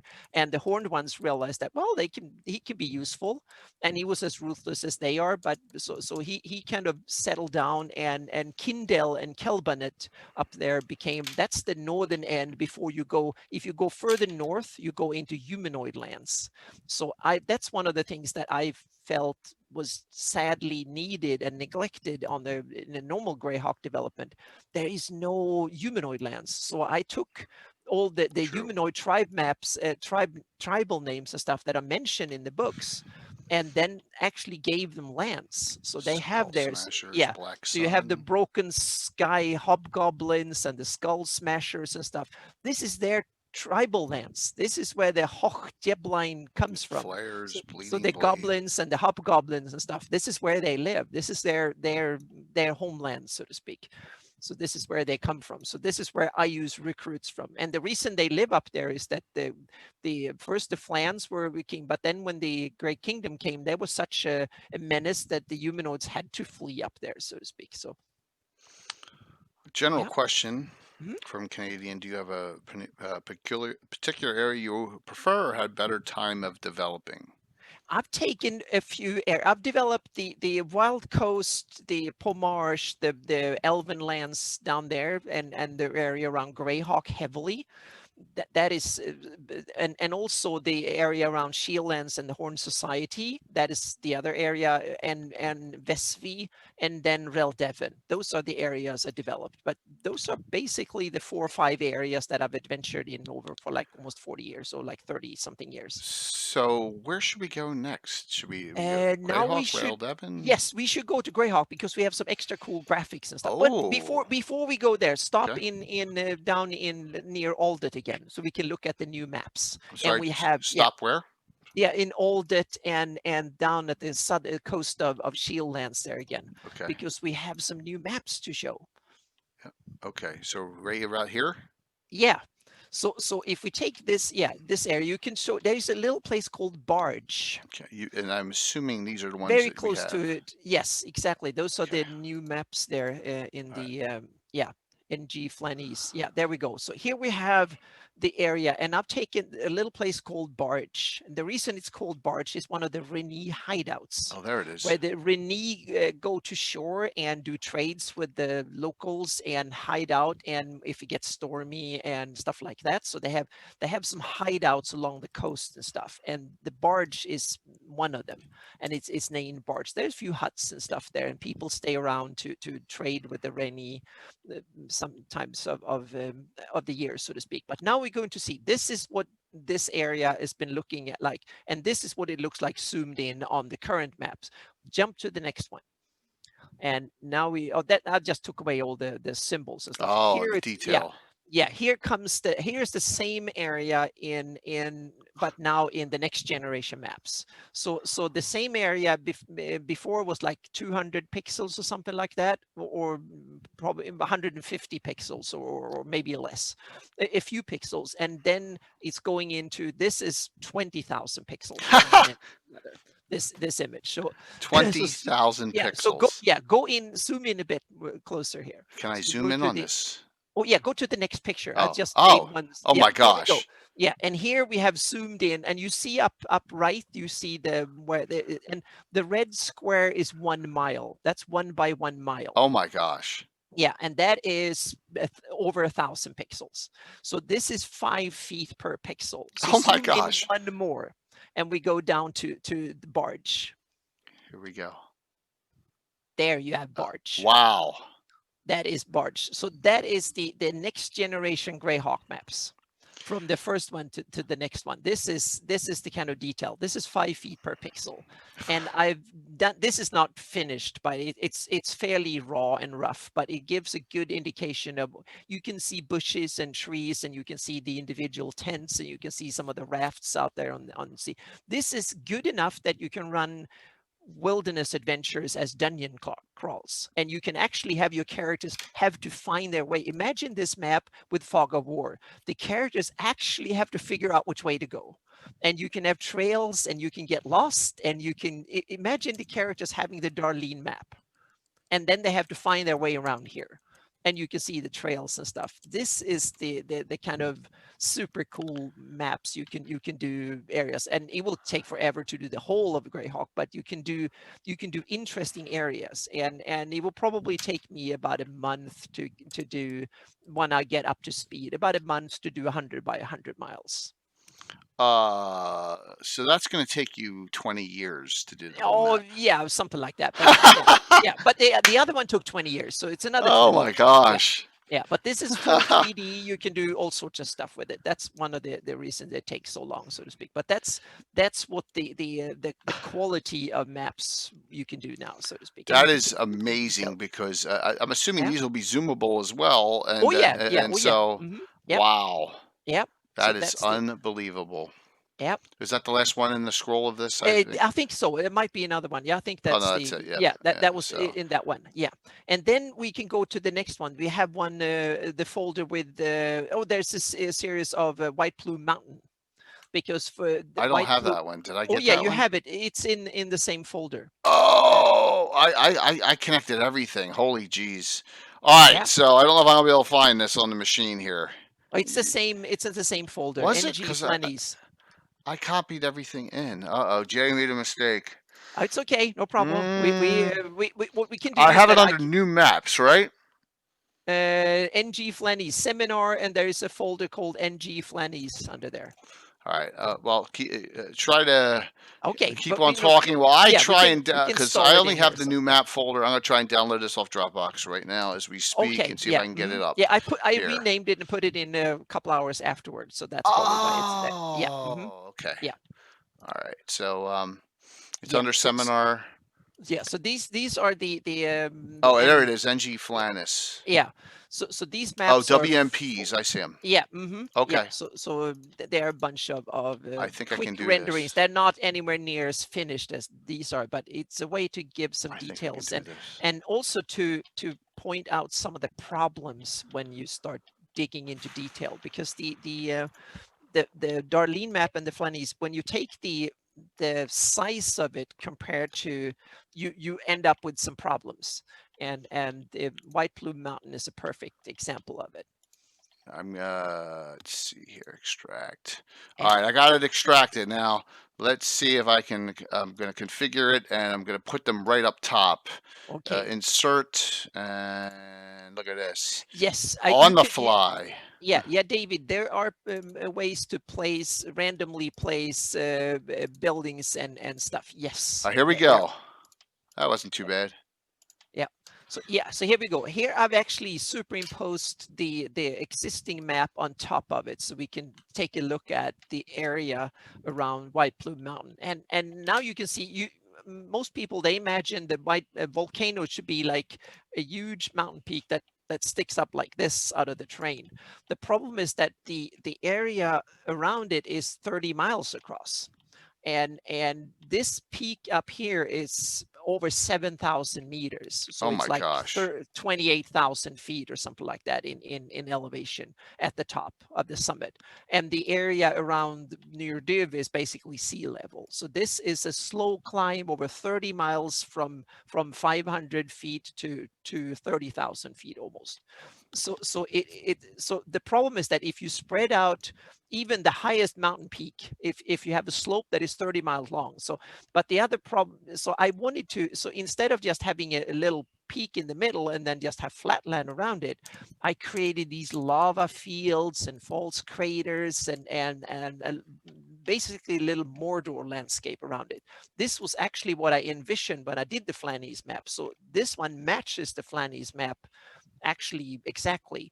But most people that see it, well, it's like, where is the mountain peak sticking out? But it's actually a cone like this. It's more like Olympus Mons on Oh my Mars gosh. than Vesuvius, so to speak. All right, so let me forward it.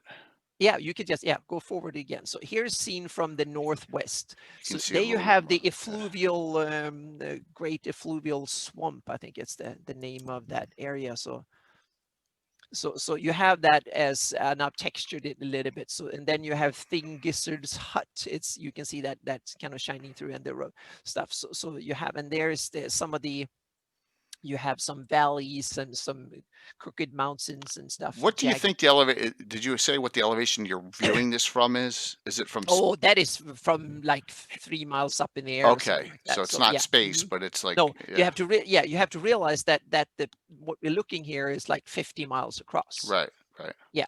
So it's large. So That's there high. you It have looks it like it's from the, higher up. yeah, Yeah. a little bit higher up, and there, and you go to the next one here so we can kind of see there. There's the one where you can see Oh, the there you Dead go. Knolls eye socket. Yeah. That is actually an old, that used to be an old magma kind of pillar, so to speak, or used to be a crater. So there used to be a volcano down there, and then the actual volcano eroded away, and it's only the basalt core of the lava that is now like an inverted crater. So that made looks like an eye socket seen from space, so to speak. So I simply assumed that that was what they meant, and it's kind of a perfect hideout for bandits or humanoids or something. So, and there is plenty of false craters, there are lava lakes, that are cracks that are thousands of feet deep and stuff. So this is a whole adventure area with enormous amount of potential. So this is a little bit what I'm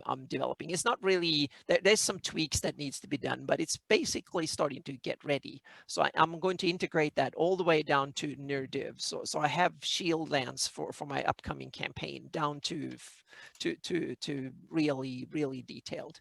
So that's part of it. So yeah. Where's Okay. Greyhawk? Yeah. So do we have any more questions, or what do we? How are we looking in time? We're good. We got a half hour. Oh, perfect. And Awesome. we don't Yeah. need to do a lot of announcements on this one after this, so No, we're we in can good just shape. go on here. Yeah, can you imagine what the Rift Canyon would look like? Wow, yeah, and Anna's talked about the Yes. depth of that is way off. Yeah. Yeah. It's interesting because Yeah. what if you take the Darlene map, it's basically 30 miles wide and 200 miles long. If you take that area that is depicted on the map and say that, okay, that's the size of it, and if it's 30 miles wide and 200 miles long, that means that if it's a mile deep, it's not a valley, it's a plain with some hills on the sides. So I envisioned, and realize we don't live in the time of cartoons anymore. We have awesome CG movies and stuff. We need to think bigger than this. So I see that the Rift Canyon as 200 miles long, 30 miles wide, and probably 100 miles deep, or maybe even 200 miles deep. And it maybe even deep, might even be reaching into other planes down there, so to speak. So it might not even be a bottom, meaning it might reach into other dimensions and whatever. You might end up in the abyss or hell or whatever down there, or the plane of shadow or something. So you can have all sorts of stuff. So when you look down, you just see basically disappearing into darkness. And can you imagine what cool to stand there on the rim and see that there's 50 miles, you just see a black darkness and everything That's be disappears scary. down. That will be super, super scary. And it's so cool because you can have it home for lots and lots of things. But that also means that it needs to be isolated from the rest of the world. That's why I have these old lava fields and stuff like that for miles around. So it's kind of, you don't get there easy. So if you live down there, you have to climb out of it, you have to go and stuff. So it's kind of isolated from the world. And if you take all the dimensions of the Darlene map and other maps that are published, it is isolated, so to speak. There are miles around. So instead of just having grassy plains, I filled this with hills and lava and old ancient lava, meaning it is like a huge volcano, and that's the next, so to speak. So you have the volcano and then you have the cracks. So you can imagine there are lava down in there in places and all sorts of stuff, meaning you can have a really cool fantasy landscape with all sorts of awesome features that fills up the so you can build, meaning you can run whole campaigns for years in that area. So yeah. What have you done differently in Greyhawk? Yes, that's it. Oh, that's perfect. Yeah, now we come to Greyhawk. Then I realized that there's the problem with Greyhawk, and we talked about this a few times on Legends and Lore, is that near most lakes, natural lakes in the real world, only have one outflow, so to speak. That if two rivers flow out from the same lake, the lake will be drained until one of them is no longer valid, so to speak, and all the water just comes out of one eventually. That's the normal laws of physics. And Nirduv has two. And I was like, I was thinking maybe making it make use of this in kind of put a little bit of realism into it. And so I looked at the map, and when you see the map and you see the geography, it looks like the Nesser River in the east is the normal outlet, the natural outlet that is kind of it doesn't flow through any hills, it's all lowlands, and you have the swampy areas and all that. That looks like a natural river to me in the east part of the near Div. That's the normal one. But to me, and the Salintan looks, yeah, you have it over there on the east.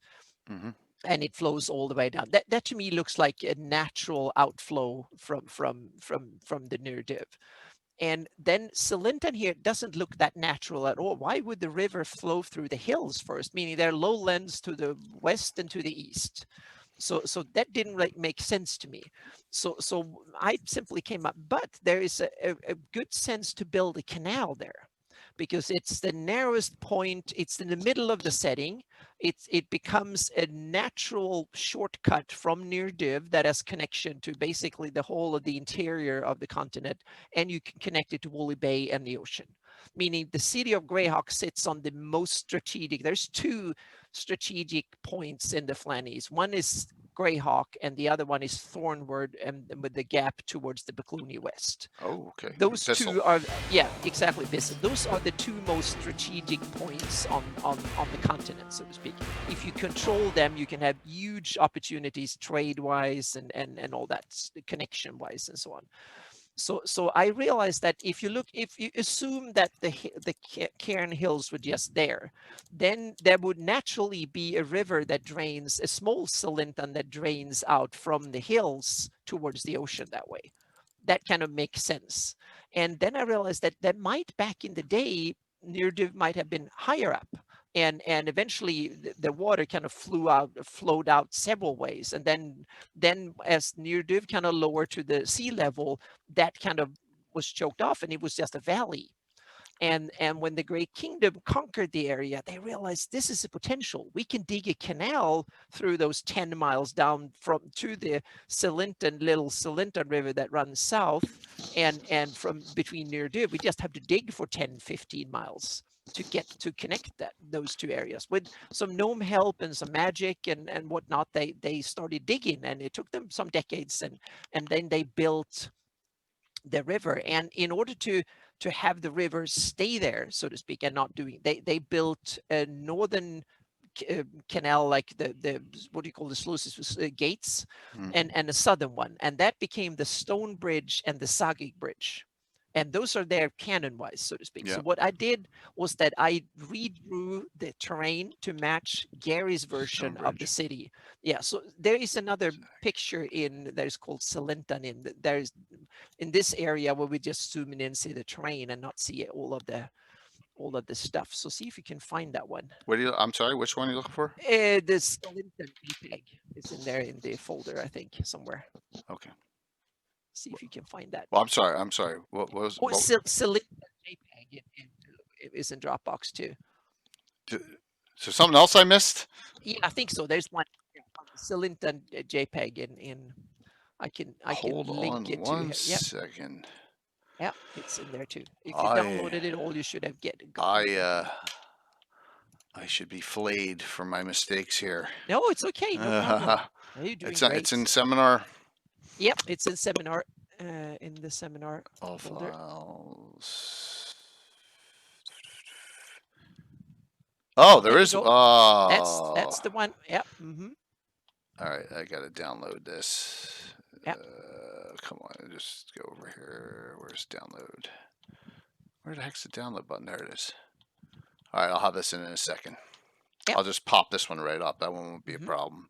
Yep. All right. So there, I've taken away all the symbols and borders and stuff like that. So here's so see if you can make perfect, make that bigger. So what I did was that I extended the valley between the hills. That is the northern. So that's the unnatural part. So the river starts where Grosset Grottel, that's where the natural Salintan flowed from and down into the valley and then south. And then there's the Grey Run coming from the east. When they two merged and they created small Salintan. And when they dug through the canal, that created a bigger one. And then there is the Sagig Bridge and the stone bridge here are actually and here, right? Exactly. That created a man-made lake, so to speak, or a part of the canal. And the other benefit of having that way is that the ships can go from near Div all the way down to Greyhawk and up again because there's no water flowing. It's equally easy to go north to south, so to speak. You don't have to go against the flow. So that makes it perfectly easy, and you have an even level of water all the time. And so Greyhawk became a good port city of near Div naturally that way, or man-made, so to speak. And it also makes it defensible. It's very hard to sail because you have to actually go through the gates and stuff. So you can actually protect it much better too. And I also made some changes to the flow of the Salintan. So this map actually matches this Gary's version of the city, both in size and in placement. So this is actually what, if you take the Gary's version from the Gord books and put it in Greyhawk, this is what it would look like. Awesome. And the interesting thing is that the Darlene map doesn't match either the Gary's version or the TSR version, how the river just goes like that. And if you look at both the maps, the river flow differently, and the river never flows that way on the Darlene map. So the ones who created the TSR version of the city never really looked at the Darlene map because they don't match. So here I've made the twisty turns so the maps actually match. Very, very cool. And I created a whole bunch of other stuff here. You have there's a large town. Zoom in a little bit, and when you have the city, so you have a town called Stone Harbor up north. Bitstock. I don't know Bitstock either. Yeah, Bitstock is an added one too. So you have Stone Harbor. That's the north of Stonebridge. So that's where ships that comes from near Div can just anchor there, waiting for the gates to open and if they want to change crews. And sometimes it's not windy, so they might have to tow the boats up and down, and some of the goods might be re-stowed over to either to go by horse or to go by barge or something like that. So and then you have near Marsh near Sagig's, south of Sagig's Bridge is the equivalent of goods that comes from the south. And then I've added a whole bunch because a big city like Greyhawk City with almost 100,000 people in it, they have they have a whole infrastructure of farmland and others who supply them with goods and labor and all sorts of stuff. So and it's also safe to live near a big city. There is manpower to help you. If you get a troll comes and invades, it's good to live near a big city because they take care of menace like that. So yeah. I count like 6 to 10 towns Yeah, oh yeah, at it. Yeah, definitely. Yeah, in this and area. also the road between Divers and Greyhawk is probably one of the most trafficked Yeah, in the absolutely. Flanies. So that means that every 10 miles or so there's a town with an inn and a place where you can water your horses and stuff like that. So Yeah. that makes sense that it's there. And then you have halfway down towards Hardby, there is a town called Perryville. That's another one of my inventions. That it's actually an island in the middle Oh, of there it the is. river. Yeah, and there's also a way to, and that is the another local area that is the local. It's an Uh, island, huh? yeah, it's an island in the middle of Oh, Cylinden. wow. So it's that is a bridge on either side. So it was a stage point to kind of keep an eye on the river to begin with. And now it's simply a big town that managed trade going north and south. So it's a stopover, so to speak. So you're halfway up. And then you have one ford and two ford. They do they're both river crossings, and also you can stop and if you travel the river or you go on the road up and down, there's basically a stop every night. If you walk or take the horse from Makes sense. Hardby to Greyhawk, there is an inn and a place to stop in a village and a town every day. So for patrols and stuff like that. And it's so many people and so much traffic going that way. So there's always a commercial reason to have that, so to speak. So it's just like it's yeah. Yep, Scorain. Yep, that's one of the. So that's what I've done with the area, and then Hardby is a province in the domain, and the reason that Hardby accepts that is because the Pomage is such a big threat. So they both realize that they are codependent, meaning Hardby takes care of the external trade out towards the world, and Greyhawk has the trade hub between the Nurdiv and the ocean, so to speak. So they are two sides of the same trade flow, so to speak. So they are both rivals and partners in the way. So and some of the developments I have in this area is that I think Hardby is keen on expanding southeast towards the Bright Desert. That is some ungoverned area in between. So I think that Hardby is probably interested in the area east of the Ghost Tower in Venice and stuff.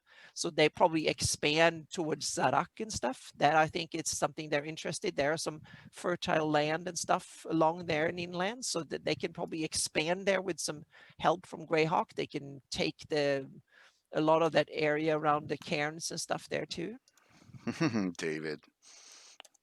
David Leonard said, "Yeah, I don't know, David." That's funny. Yeah, so that's my take on the Greyhawk area with a little bit of tweaks, so to speak. So yeah. So, should we Wild Coast or Rel Devon? Right? You said Rel Devon had a Rel legend. Devon, we can look at the Rel Devon real quick and go. Okay. Yeah, well, go down Wild Coast. Just real, Dude, go down Wild just Coast next. yeah, Whoops. I haven't done that many changes, so to speak. But just I haven't. I've only done. You Yeah, got we some have up this. here. You got some up here Yeah. near Narwhal, just like I hmm do. Yeah, I have some additional stuff. So we adventure there fairly extensively. So I had to add some stuff, some trails, and I added some places in between and stuff. So yeah. Yeah, it's funny.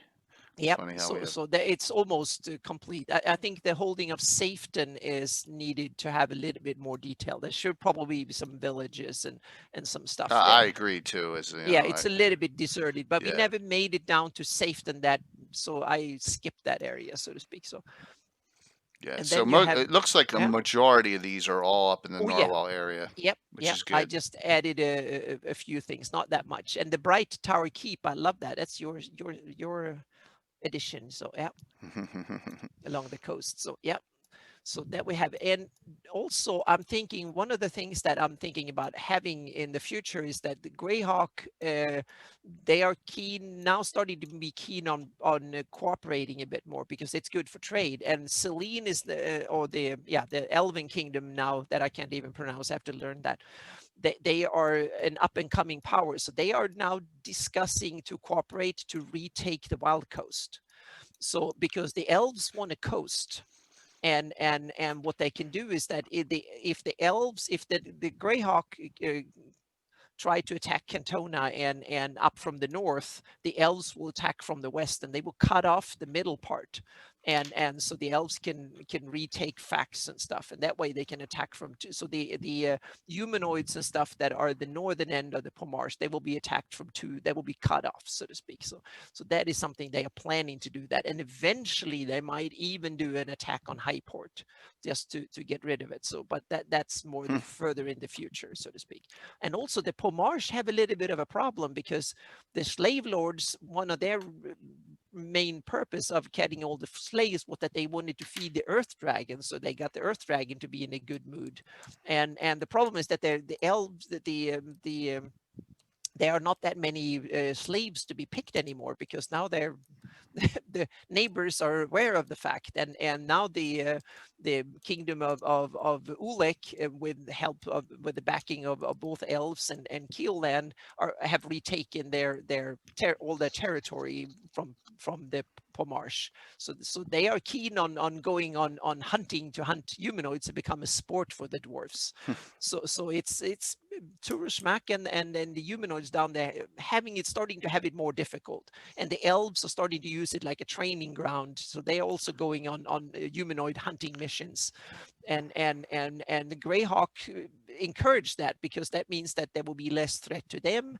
And eventually Greyhawk wants to make sure that there are no humanoids messing up the trade down the Woolly Bay, and it will be perfect to have Highport will be a perfect stage point for trade from down to the rest of the world. So that's why they want to make sure that there are no orcs or slave hunters or anything like that on the.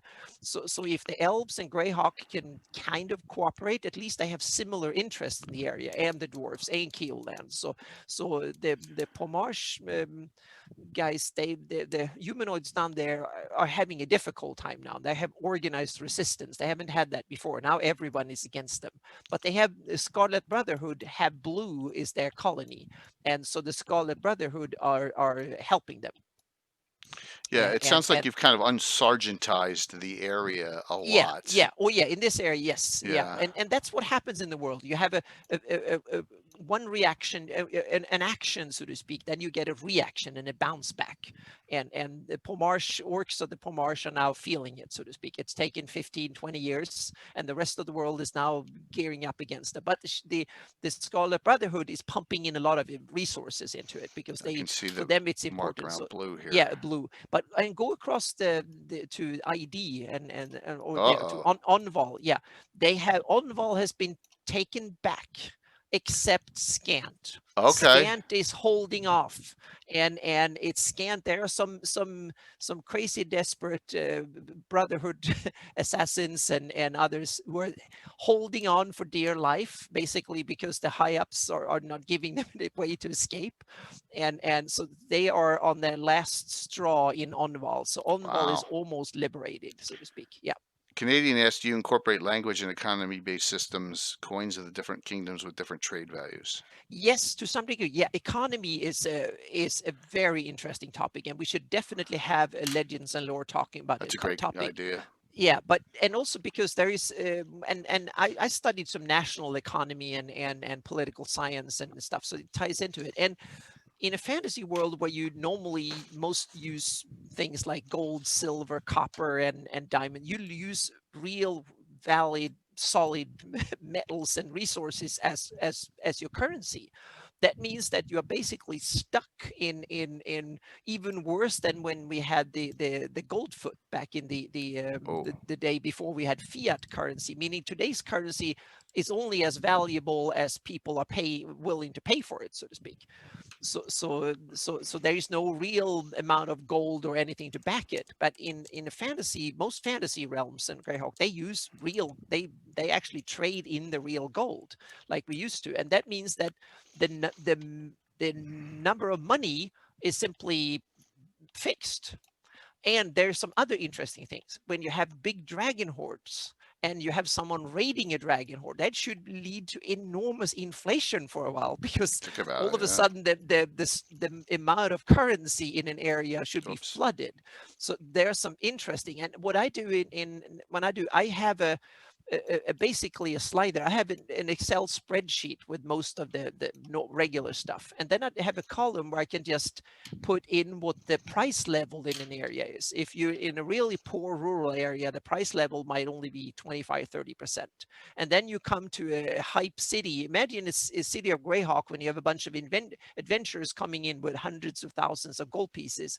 Then the prices go up. You have to pay maybe 5 times as more for a room or to buy a sword than if you go to the local blacksmith out in the boondocks, so to speak. So economy in the fantasy world is really interesting. And then you have the high level economy, meaning when someone is going to buy land or property or do a peace treaty, do they actually show up with hundreds of thousands of millions in coins and stuff, or gold bars, or do they have some other currency? Those are kind of interesting things to All right. do. We So have to a speak. we have a Yeah. question. Mhm. I moved it to Rel Devon so you can talk about it because Yeah. I got Mhm. to hit the restroom. So, Yeah. sorry, Okay. but the Yeah. question was: is Turin Deathstalker in your campaign as an NPC in Safeton Yes. or whatever? Mhm. If you want, Yeah. and then I have him run okay, the I'll be Safety right back things as instead. Anna can Okay. discuss that in Rel Yep. Devon. Yeah. Mhm. Yeah, so Reldeven is an area that I ran campaigns in for like 5 years, but when I mapped it, so to speak. And it's it's a part of Great Kingdom, the northwestern part of the central lands of IRD, and it's one of the old cities of the Great Kingdom that has been there since early days of it. And it's also an area where one of the royal houses, noble houses, the Crandons, run that area, and it's a very diverse, interesting area. You have evil, good, and the whole shebang in one area. So it's really, really cool. Oh yeah, you can. Yeah, a dragon horde, a Canadian. Yeah, a dragon horde can pay for a whole the war. Yeah, so that's probably why some rulers really would love to go out and kill dragons. That's one of the main reasons that their dragons are fat prey, so to speak. So that's why they're probably not that many of them. I just have to put some water in. I'm babbling so much, so okay. Thank you, Ornir. So yeah, I can go on. I'm not drinking too much, so to speak. So yeah, so Rel Devon is one area that is rich in history. This is an area where you have several of the mages of old coming from. So I'm going to zoom in here so I can probably read all the names and stuff here. So we have Oldridge, that is actually the home of Bigby, and you have and on my map I actually added the city of Oldridge, or the large town, or the city of Oldridge. They have, or the duchy of Oldridge actually have the Bigby's hand as their shield. I couldn't resist that opportunity. So it's the son of that most famous son of the heir of the duchy. So they kept his hand on. They have a fist on the shield, and they also have the black. The black background is the Crandon colors. So in my heraldry for RD, the different colors. So the black is the Crandons, the green is the Darmans, and the yellow is the old Alyssa kingdom. So if you have roots that are old Flan, old Faith, or something from the area going back, then you have yellow in your shield. And then you have green if you have some Darman in it, and black if it's a Crandon. So Old Ridge are old Crandon land. So they have a pure black shield with the fist. And then you have the theory of, okay. So we have so I try to incorporate a lot of things, and look at the Principality of Yalpa has an interesting shield.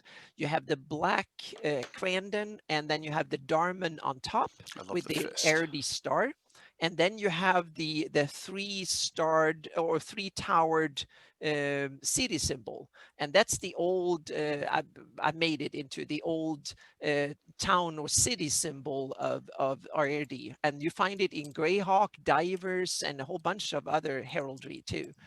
So that's, and I'm planning to do. I haven't done city shield for Rel Devon, which I should have done a long time ago. So make a black one. So, but I that was something I just overlooked. So there you have it. The Principality of Yelpa, they have a black shield with the white city on it, which means that it's an old Crandon city that is now run by a Darman. And it's the Darman that is a prince, and that's why you have the little Erdi star. That's the Prince Erdi star. So you can actually, if you look at the heraldry, then you can actually decipher who runs it and which status that whoever ruler have. If they're a prince, they're lower like a duke or earl, or they're even lower and a baron, or something similar, or a viscount or something. So yeah. So we're at 9, but we're going to do a couple. We can run a little bit late, and Okay. Yeah. I Yeah. think 2 questions have Yeah. come up. One, I know you have it may get extensive, so and that's on dragon reproduction. Oh And you have some yes, good yeah, we theories had on a that. special one. Yeah, and there's an article that is available somewhere. If not, I'm going to put it on a blog post again on my website and stuff. So the basic idea with dragons is that dragons they hoard treasure because that is in order for dragons to hatch their eggs, they need to draw, because they are creatures of fae and others, so they don't reproduce completely normally. So that means that there are magic and other processes involved in their reproduction. So dragon eggs, in order to hatch, they need to draw sustenance of old bones from older dragons that are dead. And there is a substitute for it, and that's treasure, gold and silver and stuff like that you can actually use as sustenance. So that's why dragons hoard treasure. And that means that they hoard it. So in some types of dragons, it's the female dragons that build the nest and put the eggs, and then the males have to simply fight over the right to mate. And in some dragon species, is the males that build the nest with the hordes, and the female go around and simply choose the male with the most impressive nest with the most of treasure and dragon bones and stuff in it. And that's also why dragons, some goat dragons, they gang up and have dragon basically boneyards when they go to die, in order to make sure that their bones will nurture future generations. And there are some old worms who guard this, because that's a treasure with the good old dragons. So especially some of the good dragons, when they go to die, they go to die in special places that are guarded, some of the most powerful good dragons in the world. And no, it's not in the Flanese, it's somewhere else on Earth. There is the dragon bones, and there is a valley where you have one end is guarded by Bahamut's disciples and the good dragons, and the other end is guarded by Tiamat, and they fight it out in between, and there you have enough dragon treasure and bones and stuff. And that's part of the dragon reproduction cycle, so to speak. Very cool. All right, now here's a Yeah. a question Orion Nor asked, and I know the answer, but why haven't you attempted to really we get to the point where you can put this in publications and make and sell it, and Yeah, I've been busy mapping. That's probably the main. That's one main reason. The other one is that it takes so much time for me to write, and I need a good editor and stuff. I feel I'm more hampered in it, but but it's definitely something I want to look into. And I've had a couple of proposals from various publishers to write stuff, but I've been so busy mapping, so I never got to it yet. But I would love to write down this in more kind of long form and stuff. And that's something I'm thinking I will definitely, if I get more patrons, if I can start doing full time on Patreon, then I will definitely start writing this stuff, and then I can hire and pay an editor to go over stuff like this, and so we can become publishable form, so to speak. So it's something I'm going to put in. I'm going to revamp my Patreon this winter, and a little bit with a little bit new goals and some tier levels and stuff like that. And one of the goals will be that when I have enough patrons support, then I can work more hours on this per week, and that way I can make sure that I can pay an editor, and I can start producing stuff like this on a regular basis for my patrons first, and then publish it for others. Do you have WotC concerns? Oh yes, but it will be basically freeware for just like my maps, so I can See, go the same way. that's the Yeah, trick around it is the yeah, Patreon. hmm Is the more yep, once you get to a point on Patreons, you can put everything out free, and that's how you get around the fan content policy. yep. Kind of the same way with subscriptions and It's cheers on like Earth Twitch. Journal, yeah, Yeah, and Earth Journal yeah, is done the same way. Yep, absolutely. So, and that's a yep. little trick to it on that question, Orion. So the answer is hopeful there, Oh which yeah, is yeah, great. It's just definitely. I good. want to. Yeah. Absolutely. So, wow. And we came on like at 6:40 just to get Yeah, in, get the yeah, Troll Lord raid. hmm So, yeah. um, any last questions you may have before we do these drawings? And we packed a lot into those 2 hours, Yeah, and yeah, I've this been is babbling like crazy here, but the great it's been thing fun. is that everyone has access to these maps. Oh yeah, Mark, exactly. Yeah. no, I'm going to raid Will Wicked Studios, and I'm going to host CSL Entertainment. All right, so that's and you know how I did that? I rolled a 6-sided die and did odd even. That's how I decided because they're both Okay. great. Yeah. So I'm going to if you want to go to CSL, if you want to go to Carlos's game, just don't go into the raid. And then once the raid's done and I say hello in there, I'm going to host CISL. And that way we hop in with a bunch of group of both. Okay, Yeah. split the group right down the middle. That's awesome. You Yeah. know, so we're gonna take care of both of them. Yeah. Um, We have a so good question here if she, from Real Dorgrim. How uh, long have I worked on the lore? And it's basically over 30 years. But especially over 25 years since I started mapping. That's when I started really. In the beginning, I just ran loose adventures that had just vague connection to Greyhawk, and then I realized this is a setting that needs to be taken more seriously. And I started studying, and I started to read the sources and started to tweak it because I want to stay close to the sources, but not follow them slavingly. But I want to add rather than change. So I wanted to feel like Greyhawk and be Greyhawk, but now I've become a little bit more decisive and struck out on my own, so to speak. For a while I just played through the wars more or less as written and so on, but after that I've started taking more liberty as I got to know the setting and realized, no, this is the cool way of doing it, and this is the way I want to do it and stuff. So I've taken more liberty as it goes along. And it's also because I've been so inspired by all the other cool creators that does stuff, and like Gary Holian's all the stuff he's written, and now the things that comes in Earth Journal and whatnot, and going back and read through the earlier stuff. It's fantastic, Carl Sargent and stuff. So I want to build on what they do and then tweak it a bit here and there to, and also to take some of the, for instance, there's a on the wild coast, there's like a Port Elred, and then the city is 5 miles inland. To me, it's just stupid. So I just got rid of the Port Elred. If you have a city, you build it by the ocean. You don't build it 5 miles in. That to me no, is just I stupid. agree that So I 100%. just, yeah, so a few tweaks like that I felt was just stupid. But those are not that many. And actually, I often, that's Minnie. That's my Yes. 18-year-old. Yeah, she's a Twitch star now. She's been on many streams now. Yes. So yeah. Oh, my cat. So There was. so yeah, so I Oh my God. actually often, even if I don't like something, like when Carl Sargent got rid of the Horn Society, that actually spurred me like, okay, I don't like it, but I want to work with it and kind of, it's now written into public publication. So I didn't want to go away from the public sources and say, oh, it didn't happen in my campaign.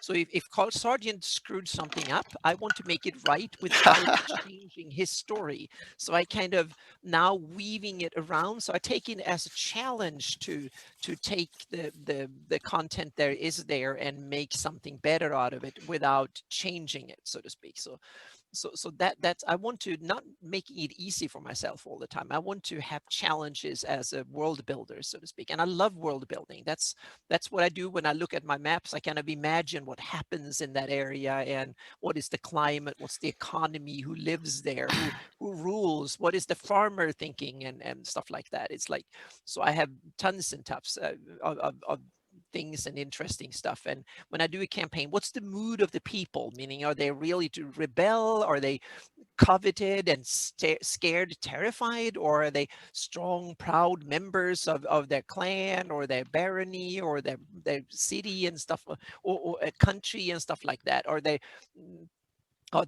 is secret kind of built-in tension between old faith, new faith, and stuff like that. So build with the building blocks that are there, and then kind of elaborate from it. That's what I love to do. So this is not the end of Anna, especially on this channel. I have 4 Whoa. streams left. Anna's in Yep. 3 of them. Mm-hmm. Okay, so you're going to see a lot. You'll see Anna tomorrow morning Yep. for Tim's Dark Hand Heartstrike. Anna's playing in that. You'll see Anna Saturday night. Anna's playing with Luke Gygax, Eric Mona, Chuck Cumbo, Steven Chenault, Greyhawk Mike Bridges, maybe Gary Julian and herself in the All-Star game. And then Anna and I will be hosting the Ask the Experts finale show Sunday night here Yep. during the time that Gavin's on, but we're a half hour early on 7 p.m. Sunday night. So Anna, you're going to see a lot of Anna. So, Gitana, this is going to spin off into all sorts of things. I guarantee it. We have a massive giveaway to do, and I know people want to get to some other streams too.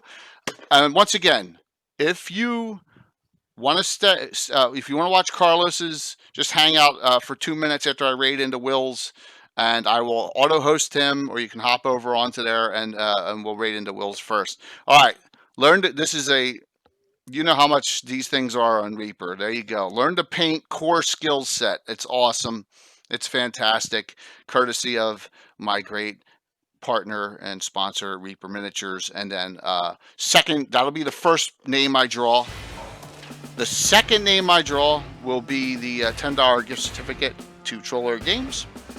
Okay, and that's a $10 off. So good luck on that. I'm about to close that out, and we will be giving away the layer up kit on Saturday night's All Stars game with Luke Gygax. I think, Canadian, you're already in. All right, you ready? I'm going to close this out. I think you're all both in. Yep. Plus, we have a lot of these going out. I already sent the one that from Mike Disney, but look at all these. These are all going out. I got a bunch of Brian Wynn paint sets. All right, and I had 4. I have 3. One of these is going on Blue Box. One of these is going tomorrow morning on Tim's, and one of these is going Sunday morning on my Welcome to the Norworld Headhunters show. So there you go. We got a lot of great paint sets from Reaper going out. Plus, we got all these great die sets coming out from Foam Brain Games. Lots of unbelievable stuff. And here we go. So I'm closing this out now. And look, I didn't crash the stream like I did during GaryCon, Anna. That was perfect. It worked really well. So yeah, thank you, Jay, for hosting this, and thank you everyone who asked questions and so many enthusiastic comments, and it was wonderful. This has been a great seminar and discussion here, and let's see what. All right, now I'm trying to find it here. Giveaway. I'm about to close it out. Let's close this out. It is closed. Are you ready? The winner of this wonderful set is dun dun dun. Michael Zudrak! Oh my gosh! That is unbelievable. Michael lives in the next county over from me. Oh my God, that is awesome. He's such a great guy. Wow. Okay. That is unbelievable. All right, next. The $10 gift certificate. Now, the great thing about this one is I can just email this right to you, and here we go. Yeah, Mike's a great guy. Mike wanted to participate in some of the games, and he couldn't. So I'm glad he won that. Here we go. Second winner. Ready? Is Canadian Ancient Gamer. It was like rigged almost. So awesome. There you go, Canadian. I will send that to you via Whisper, the code, and wonderful. like I said, we got every highlighted stream has has at least one, almost two giveaways. Both Carlos's game and Will's have 2 giveaways on them. So there's giveaways everywhere. Alrighty. So thank you, Anna. Thank you. It was a pleasure. What a great first stream for me out of 5. That was awesome. Yeah. That was awesome. A fantastic night. And thank you for that massive hype train to begin. That was insane, everyone. That was, yeah. Yeah. Thank you guys. That was awesome. Yeah. Yep. So from all that, they're all going to get 1 special hero point tomorrow to start off of that. I think they're going to get 2 regulars and 1 specials to start out. That's a really nice boon to start off the game on Saturday night. So, hey, you are all wonderful, and the community is making this possible. So yeah, I have to thank my patrons, because without my patron support, Yes. I wouldn't be able to work on this anywhere near as much as I do. So thank you so much. And when I get more patrons, then I can put more time into it. And I would love Thank to you, work Southern on this Skies. full Thank time. you so very much for the follow. Like I said, I'll be back on this channel. I'll be watching the 2 streams now, but I'll be back bright and early for Tim's game. If you have never seen the ever mysterious Tim DM, you want to see Tim DM. He's in. Yes, not many people in this world scared shit out of me. Okay, but Tim can, and we got a lot. He's got a lot of surprises and an all barbarian game, so it's going to be awesome. Canadian, thanks again for that cheer. All right, I'm gonna hit this and go to this button here, and I'm gonna see you all very soon, and I'm gonna set the raid up for Will, and then, like I said, if you don't want to go into that and you just want to hang, I'm gonna auto host Carlos. I'm gonna split the crowd. Okay, make it fair enough for the whole crew.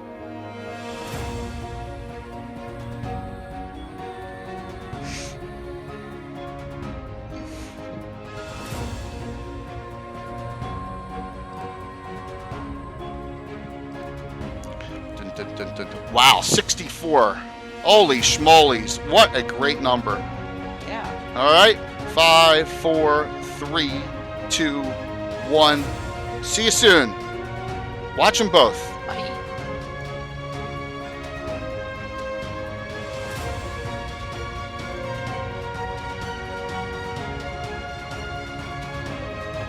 Hold on 1 sec. I'm trying to get to the screen with his. I'm having trouble here, but I think we're good. Channel. Come on. There you go. Then you get the delay of like 10 seconds. Yeah. Yeah.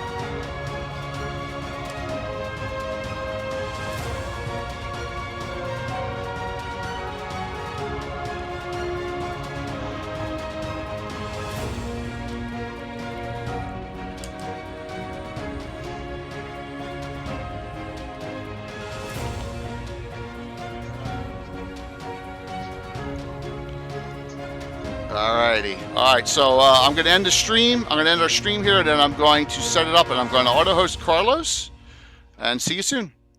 Bye, everyone.